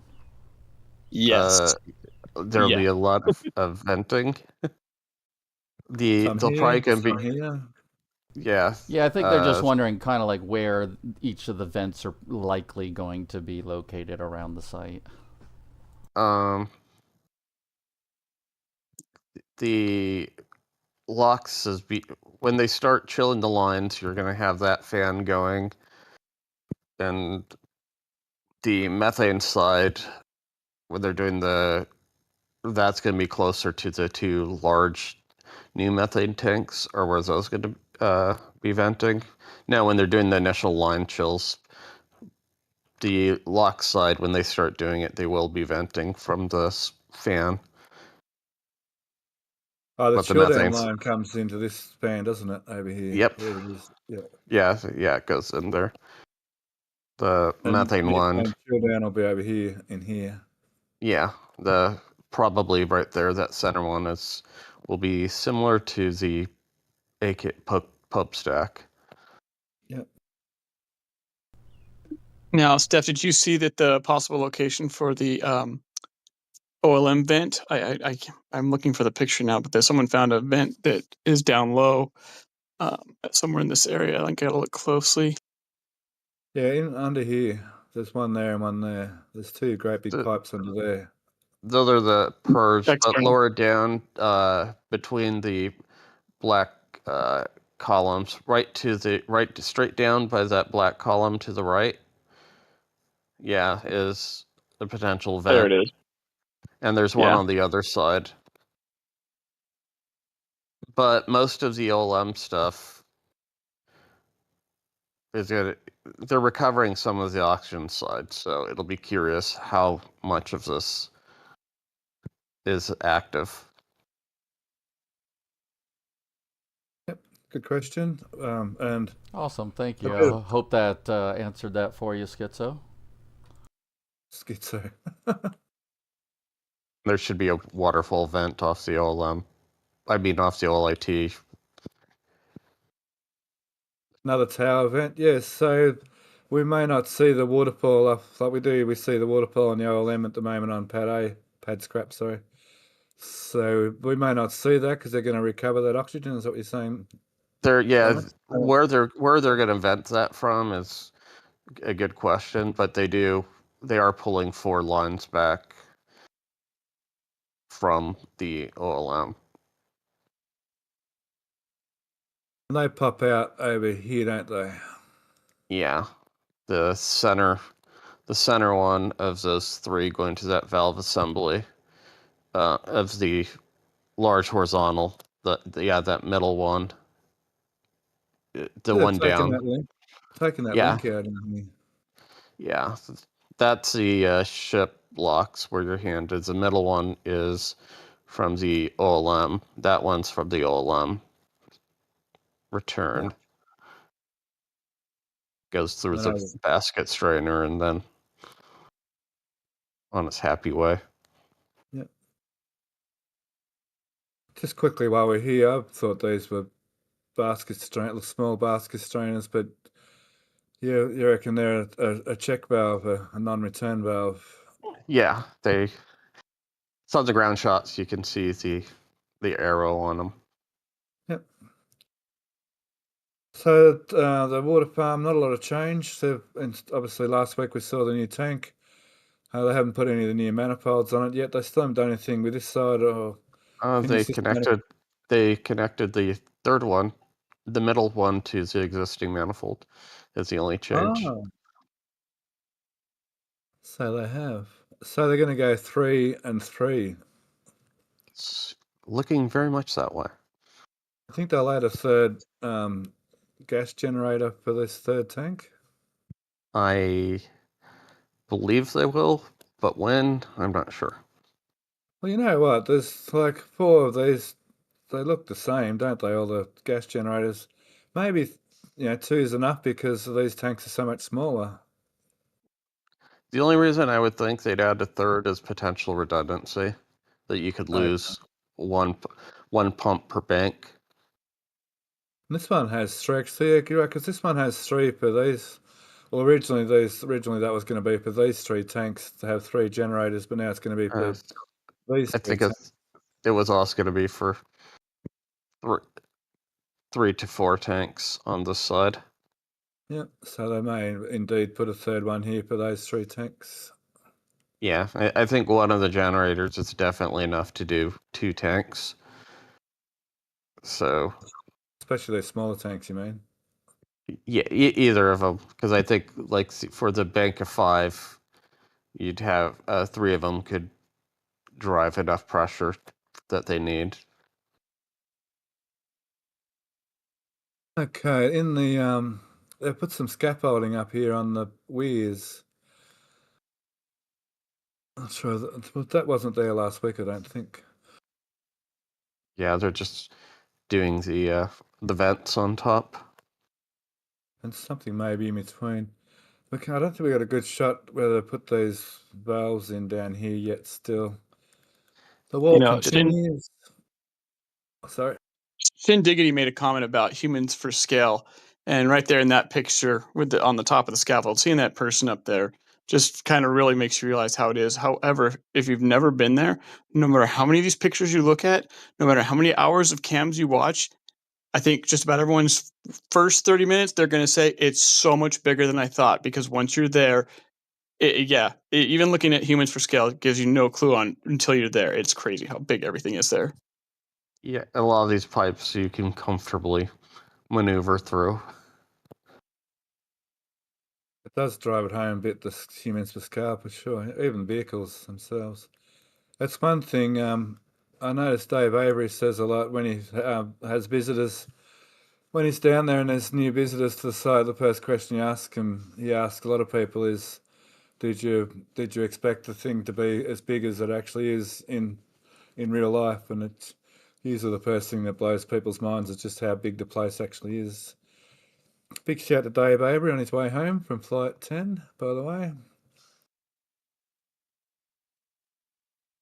Okay, the wall continues. The wall. I guess they'll be able to fill this bit of the wall in soon. This manifold's returned, Alex. I don't want to talk about it. I don't like it. It makes little sense. They haven't started, or have they? Oh no, they're shadows. They haven't started plumbing in the new skid yet. No. I noticed they've still got the bypass in here. Yeah.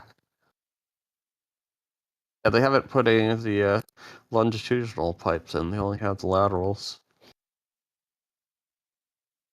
Across this way. Well, yeah, they have those laterals, but the replacement vertical north-south for where those laterals at your hand are going to land on. Isn't it? They've got them to here. Let's see. Yeah. So another high pressure skid. Yep. So booster and ships, eh?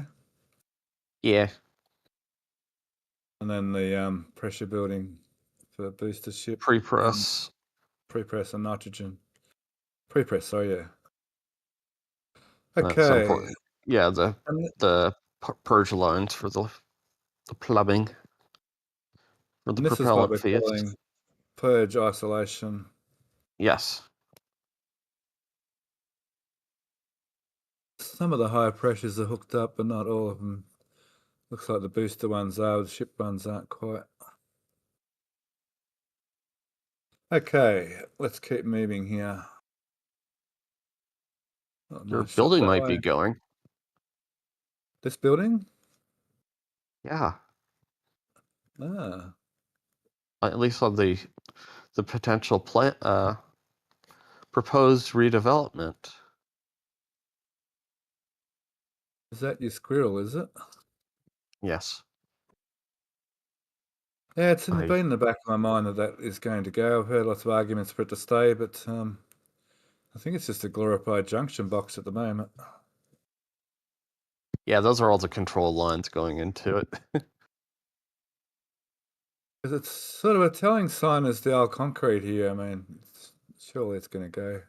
That old ramp system here from the old suborbital pad. And this is looking more and more like the replacement for the break room. Is this a huge viewing deck over here? There's one on both sides. The highway side looks like it'll be covered. Okay. So so would it also be this building's replacement as well on the bottom? It could be, yeah. Because some I mean, people say there's no conduits, but if there's room here to bring conduits up in through here. Yeah. They did this exact same at Star Factory, where they weren't sure where they're landing all the electricals, so they just left those open. Yep, so putting the roof back on. They took the roof off of Flight 10 and put the roof back on again. I guess it'll eventually be will it be a concrete roof? Is that steel strong enough to support a concrete roof? It does look like they're putting standoffs for mesh. Yeah, those are thick enough bars. Cool. It's not that concrete isn't that heavy in the scheme of things. Alrighty, so not much to report on the pump farm. It's just sitting there as it has been for the week. I'll move right along here. The LOX pressure building is finally moving to, got rid of its old tanks and the god-awful vaporizers. So this system will be moved over to here. No, this new middle tank, just to the right of your hand, that vertical is replacing the two tanks that they're just removing. Now, Yeah. still use these vaporizers or not? Probably, or hopefully they'll replace them with the new reinforced ones. But You really want to see them go, don't you? I just don't like how they're stayed. Yeah, it's pretty sort of rugged, isn't it? It's very rural. That's how I would do it. Oh, there's the shot I'm looking for. So yeah, last week there was actually 2 tanks here, and we can see this one hooked up, and there's heaps of plumbing around here And being 2 removed. vaporizers on the ground, and 2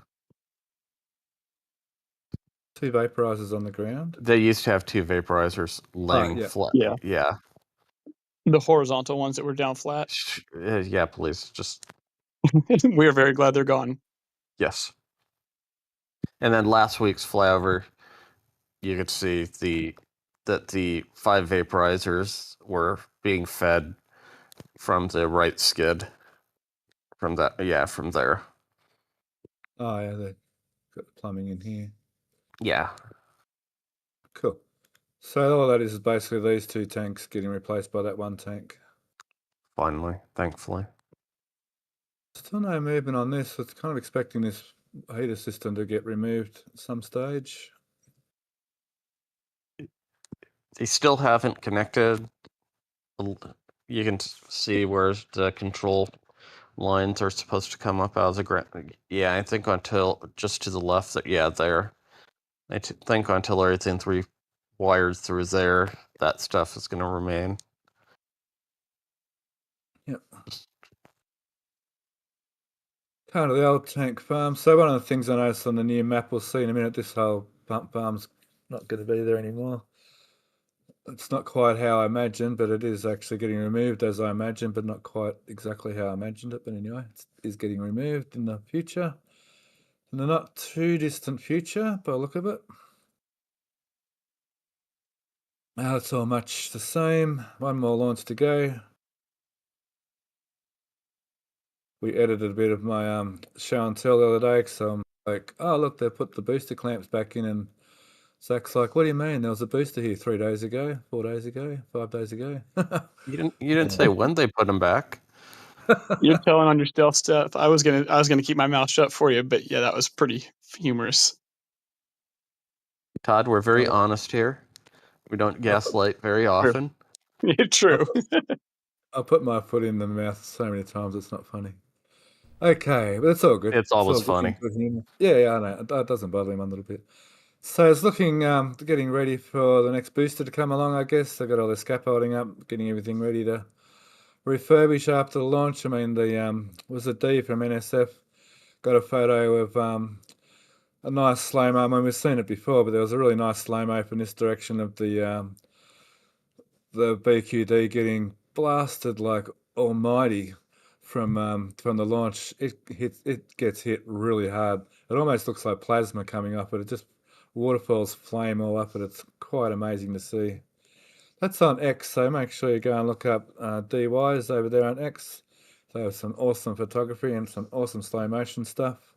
Pretty impressed with their work, actually. All the photographers down here, they all do an amazing job, actually.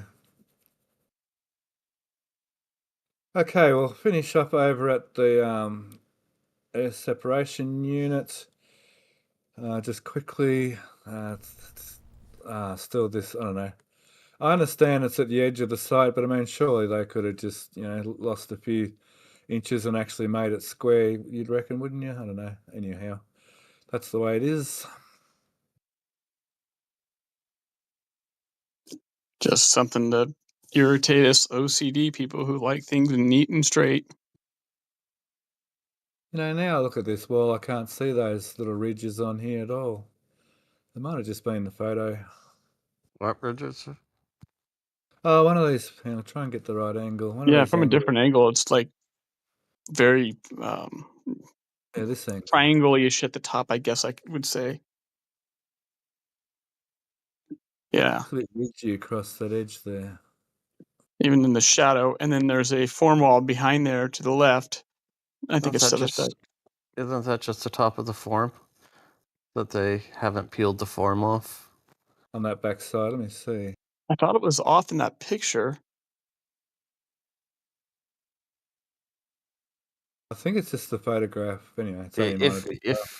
If further down, it looks like they haven't pulled the formwork.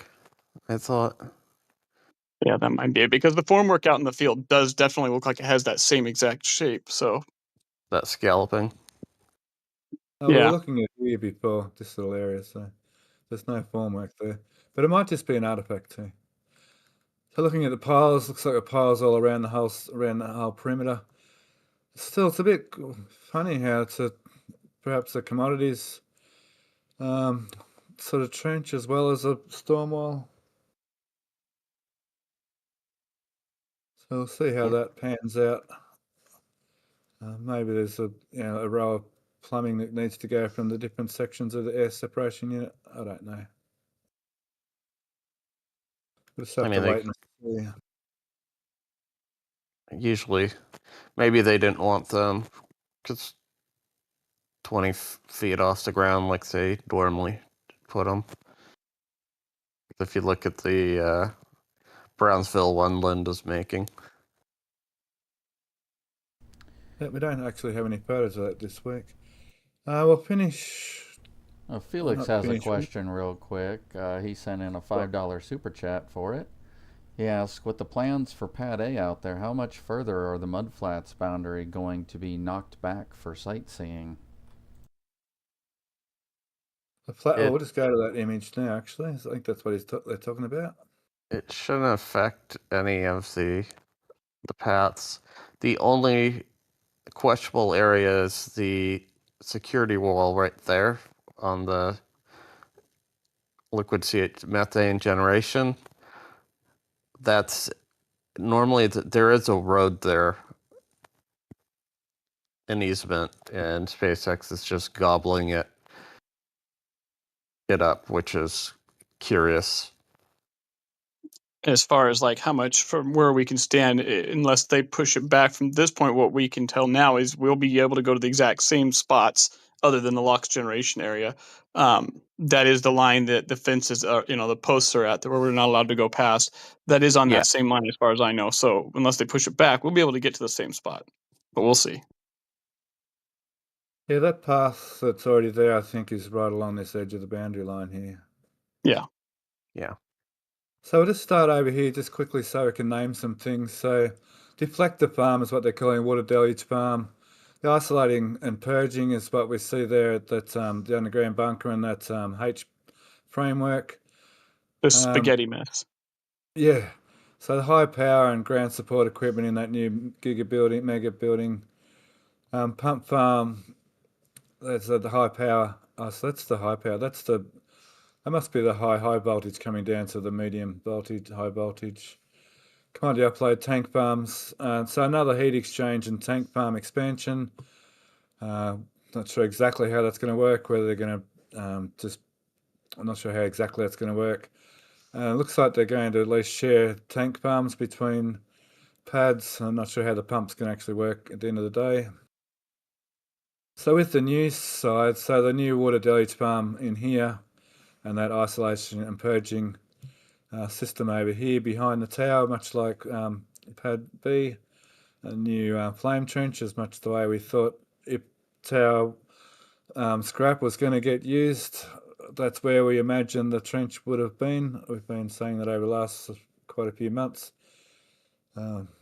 which should be fine. A lot of the energy's gone sort of by here, isn't it? Yeah. And there is a blast wall as well that would deflect what's left. Yep. In theory. So that blast wall's, some of it's there, isn't it? No, if that's sitting right over the fluid bunker. Yeah. The staging pads, I'm not exactly sure what they mean by staging pads, whether it's to stage vehicles ready to go or whether it's actually landing pads. I'm sort of not sure about that yet. Catch towers. Maybe catch towers. Yeah. There's a couple of LNG liquefaction plants and a methane generation. This may be a to purify the liquid natural gas. There's various different thoughts. And the the LNG generation area is directly called out in one of the documents. That's the LNG storage. They're putting storage tanks allegedly are going there. So will they? I mean, Starship runs on fairly pure methane, does it not? Not just because some of the rockets are actually using LNG, aren't they? It's Starship Raptors can run on LNG depending on what impurities happen to be in it. I Okay, believe so Elon has said that it'll run on normal LNG. It depends what grade it is. But in the okay. liquefaction process is where you're purifying out the other constituents that you don't want. Yeah, so they could be purifying it in those liquefaction plants as they go. It would.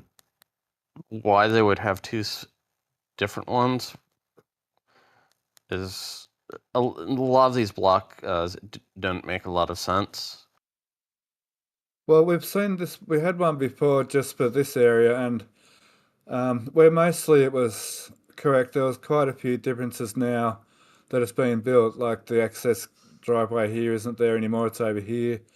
A few different things to do with the pump farm and the deflector farm are different to the original block diagram. So I think for now, this could be taken with a bit of a grain of salt for now.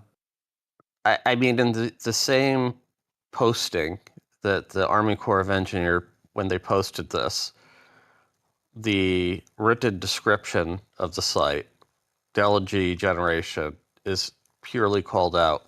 Is they're putting storage tanks there, and here it's listed as generation. It's like one of these is not accurate. And they're specifically calling that location as one of the areas they're developing to minimize the impact, which is kind of laughable, of the area, because that's not protected. Most of the development on the LNG, the LCH4 generation does not require any land swaps or anything else. So, one thing that gave me a double take on this map was the water storage in the bottom left corner until I saw water storage in the top left corner. That just the collection pond. I was thinking more storage, but yeah, that's the collection pond. Same with the other one on the top left. the top left is weird for the collection pond, but Collection ponds here. it's still sort of there.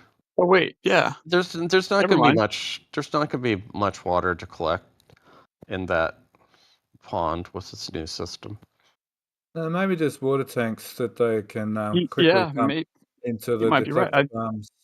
I got all turned around when I saw the one up at the corner in the top. Figured that they just changed the name on us again, but yeah, I guess it looks like more water storage. Never mind. Just go ahead and delete that in editing, please. Yeah. The other Somebody needs a nap. Seriously, besides me. You guys don't even know, but yeah. The other thing that's kind of humorous, where it says controlled access D3. And let's go back to that water storage spot there. Todd, this area here, it almost looks like that's because we got the water coming into this area somewhere from the street. So this may actually be that may actually be correct in that area. It is, because there's the other thing where it calls out the controlled access gate D3. In the new curb they put in, they have the cutout for that driveway already, even though there's currently the blast wall or the walls they have along Highway 4 passes it. So it's appearing they're building this already. There's an opposite angle that you can see just on the other side that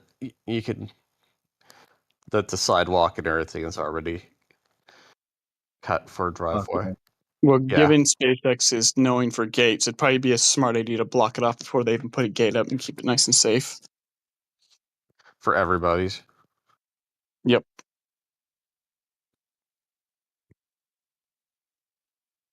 Yeah. If just below. You could.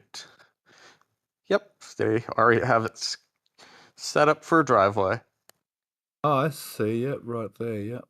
So it's just like you were pointing out up top. It too looks like they're already building to this as much as they can. Yep. Planning ahead with concrete? SpaceX? Must be a new contractor, a new guy. They put in a new batch plant for this, so there's going to be plenty of concrete. We had Felix send in another $5 super chat. Thanks for that. Says, having LNG storage next to landing boosters and starships seems unwise. I'll be right. It's not that much for closer than the existing farm is to Pad 1. Yeah, over And- here, for sure. Yeah, just here, it's kind of close to methane, or even here, whatever. I mean, this is going to change, obviously, but yeah, at the moment. I mean, yeah, depending on their trajectory when they're coming in, where their pile driver location is, if they have to call off at the last second. There's so many variables about. Maybe the staging pads are going to be their target. I think Ryan would have a better idea on, because Mr. Hansen's worked a lot on those sorts of trajectories. Scale of this thing is absolutely crazy. Yeah, for sure. Yeah, we think the launch site's big enough as it is. It's going to get huger. Huger, that's the word. All right. More bigger? More bigger, yeah. So, we were thinking whether we should do a Flight 10 recap or not, but oh, there's that photo. This is that bit of. Actually, I can show you this, I think. I'm unsure whether to show Twitter stuff or not, because in my mind this is public now because it's on X, but I've been told maybe that's not correct. But make sure you come and check out DY's over here on X. They've got some amazing photograph. We're just going to quickly see this poor BQD here get blasted. So once again, I'm going to promote D's name here and congratulate them on their. Probably don't need the audio. But look at this poor BQD, my goodness. It's getting roasted. Right, enough of that. Now, so the flight. I did have the flight up. Oh, that's a good photo. Starship Gazer, make sure you go and follow him as well. He's got some amazing photos. There's the new interstage. On the test tank. Oh, this is a test tank. Yeah, we think this is a test tank. This image is amazing. Actually, that shows. Oh, you really got to go and check out Stargazer on X. This photo is amazing. It shows a lot of good detail of how the interstage connects to the booster, and it shows a really good image of how the new grid fin actuator motors are going to sit within a nacelle, within a little enclosure in there. So they're not, obviously you can't put those things in liquid methane, which apart from the seal, which would be a major issue. Just having them in cryo fluid is a major issue. So yeah, where the grid fins are right now at the top, they're actually going to be technically inside of in the methane tank. So yeah, the little enclosures in there, they got pictures that are really awesome. The Millennium Falcon cockpit. Yeah, it shows a lot of the doubling here. There's like a couple of doublers in here. That shot is just amazing. Be sure to go and check him out. And D's really worth seeing as well. Now, where is that flight? Sorry, give me a second. There's some awesome photos coming through from McGregor, from 39A as well, with the new gantry going up. There's been some awesome images getting around of the landing of the ship at the end of the flight with the discoloration, which there's many stories, there's photos getting around. That's why the discoloration happened, but I think Elon might have replied that it's to do with this metal tile. It's rust. It's basically rust, yeah, oxidized metal, whether it's mild steel or stainless steel? I guess can stainless steel do that as well? Can it, Alex? It's if it's blading away, you're just getting the iron, so you're getting ferric 2 oxide. And Love this photo here from Andrew's from Rocket Future, showing is it Jack with a beard and Todd. I know D in there. I don't know many other of the faces. I'm sure you'll know all these faces. We see Dave Avery over here. Some awesome photos. Let's find the launch. Sorry, I had the launch up. It's down here a little bit. Just give me 1 second.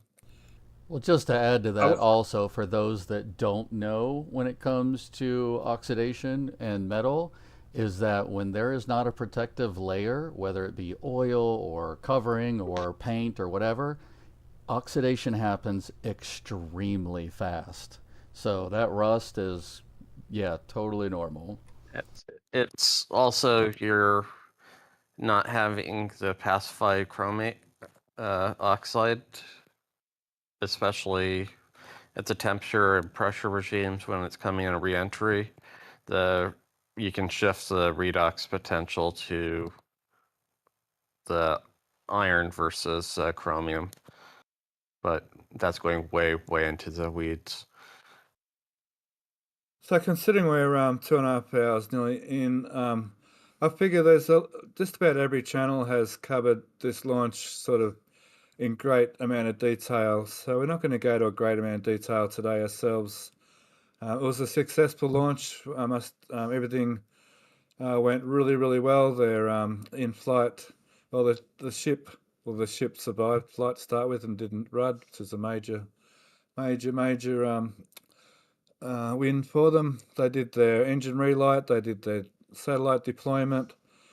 They had a little bit of a technical issue with the skirt underneath the ship. This bit of footage from inside the ship of deployment was just stunning. It was one of the best things I've seen in rocket launch videography for quite some time, if not ever. I was really impressed how it showed all these mechanisms, how all these mechanisms operate. It was just amazing how they actually deploy the satellites. Did a re-entry even after the skirt, half the skirt got blown, or not half the skirt, but some of the skirt got blown out. The door closed again properly, everything worked. The skirt hasn't blown out yet. Somewhere along here the skirt blows out. I think it's at 47 the skirt blows. Just here, so there's some lines down here somehow. I think Elon even posted that there was some an energetic event happened with the event down there. So I know everyone probably follows Zach, but everyone should be on the lookout. Zach is coming up with I want to say a recap possibly video soon. He's working really hard on it. I believe that's why he's not here right now. He's got a lot more detail and ideas and theories of what exactly happened in that area. So be on the lookout. That should be coming relatively soon. Really excited. I can't wait to see it, even though I've been talking to him a little about things here and there and seen a little bit, but I can't wait to see the whole thing. It's looking really good, you guys. So be on the lookout. Yeah, we won't cover that much. We'll let Zach explain that to you. We won't tread on his toes there. But yeah, even with that, with the there's some good video, some good photos. I'll go back to these other photos. But landing up here, there was some good photos. Here you can actually see.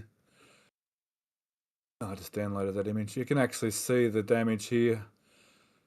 Substantial damage, and still the ship survived and landed. So overall, complete success, to be honest, for that flight. They would have gathered a whole ton of information. I didn't realise before there was actually storms in the landing zone. I think during the flight we saw some lightning, but that was way over towards Africa. Oh. So sorry. And the flaps again showed that their lower quarters are more or less not needed. You think we might see a smaller rear flap? No, they just right now like a quarter of them seems to burn away and they function just fine. Yeah, It's even more from sarcasm. was flight 2 or 3 when we noticed that was the top flap, wasn't it? Almost Yeah. completely disintegrated, but it still managed to do the flip. Also, how incredible that the live stream cameras were on the bay whenever it exploded too, instead of being at like a flap cam or something when it happened. That was great timing. Yeah, it really was, Matt. This was one of my favorite pictures that was released afterwards. It lets you zoom in and see that the heat tiles, the rest of the tiles are still there. There was lots of speculation on that they all blew off and this is what was left behind. But when you zoom in on it, the tiles are definitely there, which was just kind of good to settle one argument out there on the landing. Because this shot, I don't know, I don't think I ever saw a clear enough shot where it's like, yep, those are tiles. But the next one out that they put out with those 4, you can definitely see tiles in there. I mean, they're not all there, but majority of them, they're definitely not all gone.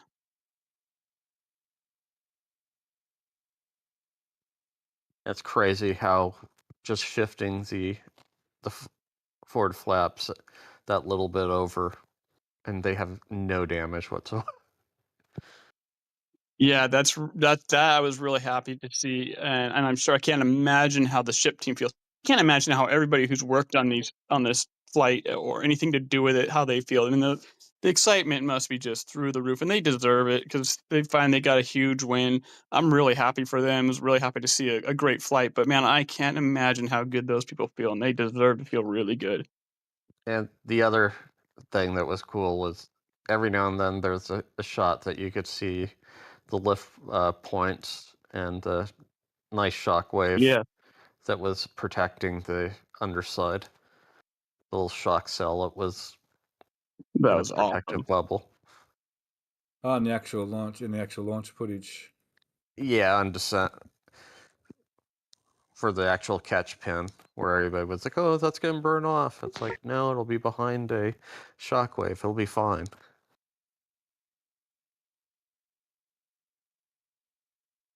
Yeah, we're quite lucky to have these shots from SpaceX. There was a little bit of shuttle footage came back, looking through the windows every now and again at the plasma, but we've never seen anything like this. Just trying to see those things you mean, Alex. The front flaps look like they're not even getting hot at all in here. There's just a handful of one of these. But you can't see the plasma wrapping on the. But one of them you could see the plasma wrapping. That's the lift point there, isn't it? Yeah. Yeah. And it's not even hot. Well, there's a shot on one of them. You could almost see one of the plasma shock Inky cells. black below you is going to start to look like clouds. Shush. But I forgot which one it is. But yeah, it's clearly in a little subsonic pocket. There you go. Be sure to go and follow those few people on X. There's some awesome photos around. Up to R35, is it? Of the threes? R8. I thought it was a new record. It must be 8. Yeah, no, I saw that too. I don't remember the number, but I did see that. They're up there a little more than 8, that's for sure. Airline's shared some awesome imagery here. We can show his stuff, I guess. These boys are amazing. These, I didn't know, these are used for yachting regattas. I didn't realise that. And I don't think the camera is stabilised here. I think they do that in post-production, the stabilisation. It looks gimbaled. Because if you're looking at its view versus the rim.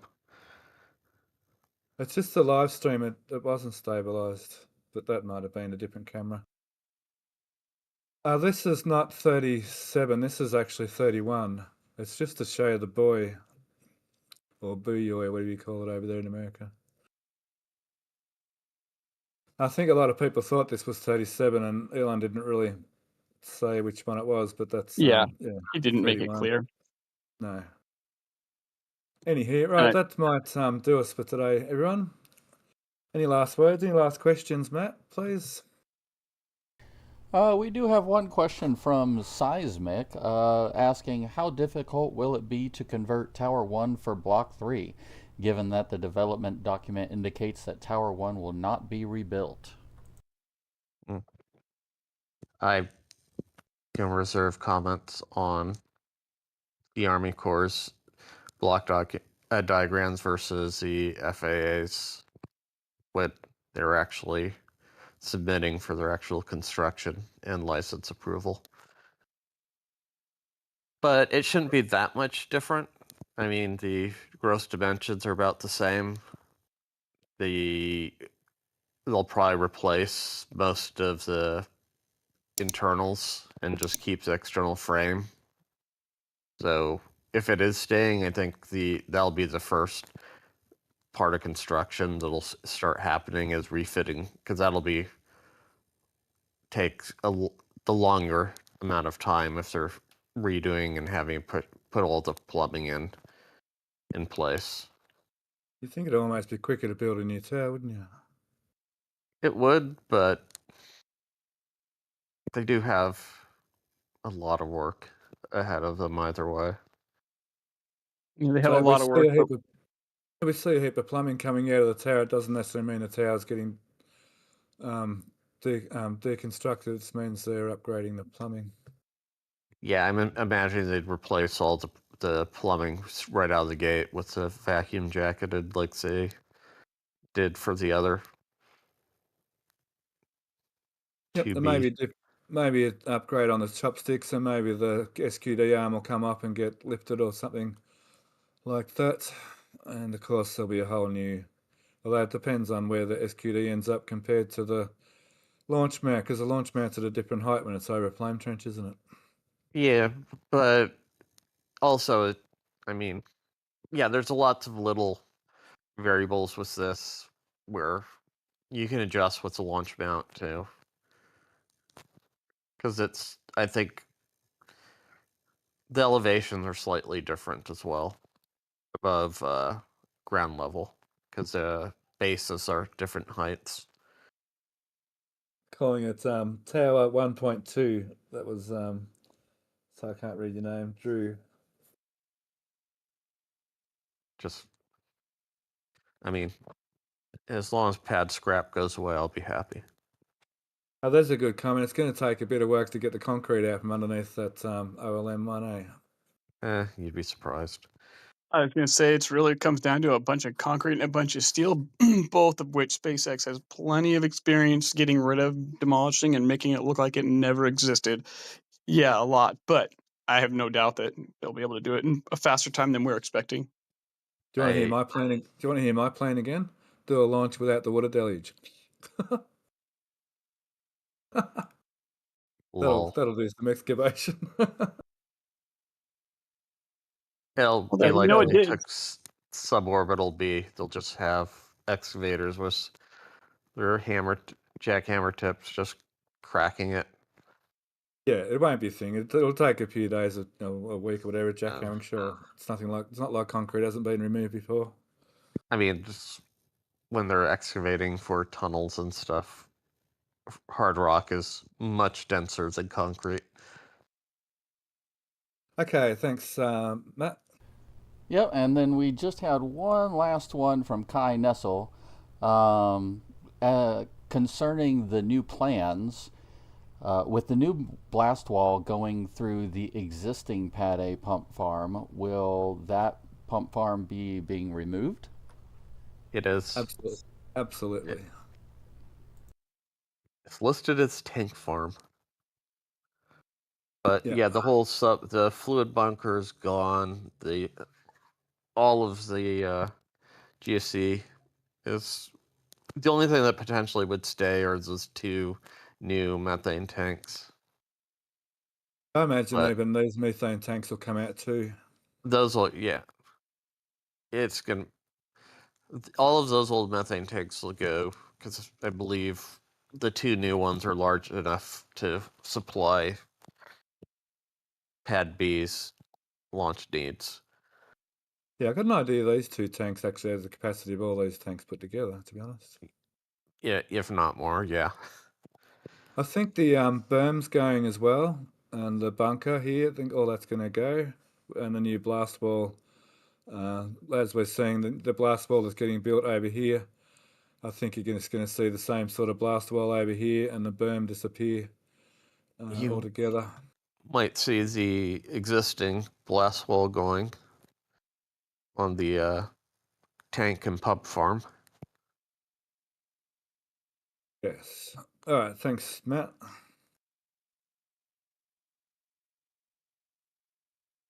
think that was all the questions, was it? That was everything. All right. So let's wrap up. So first, Matt, thank you very much for turning the knobs and pushing the buttons and doing the questions and donations. You do an awesome job for us over there on that side of things. So thank you very much. Thanks so much, Steph. Always a pleasure to be here and happy to hang out with everybody in the chat. And Todd, thank you very much. I know you're very, very tired. It's a good effort today. You did really well. Thank you. Come on. We all say things wrong. It's okay, Todd. It's all good. Yep, It's but I'm neat, not the Todd. only one. Enjoy your nap. Yeah, I am. Yeah, thanks everyone for coming. Make sure you do all the YouTube stuff, share, like. Let's get this more of these streams out there to other people. We had a double flight this week, so yeah, make sure to get it out there. You all have a great weekend, and thanks for being here with us. And Alex, as always, really appreciate your time and your knowledge on our live streams. Thank you very much for your time today. Thank you. Happy to be here. I'm not going to keep giving Todd a hard time. Maybe Matt, but I'll wait for next week or next time I'm on. So yeah, fun show and talk soon. There was no tongue twisters this week.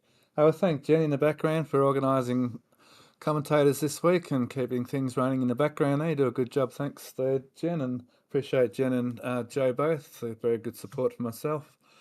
I'm Stephanie B. I'm from Australia. I'm Aussie Space Girl on YouTube. Be sure to watch out next week for our live stream on the flyover again. I'm going to do that again because that was a heap of fun. And I think that's all we need to thank everyone. I guess thank you very much, RGV Aerial Photography, for the actual photos and getting up there every week and having a fly, especially this week with a couple of different flights.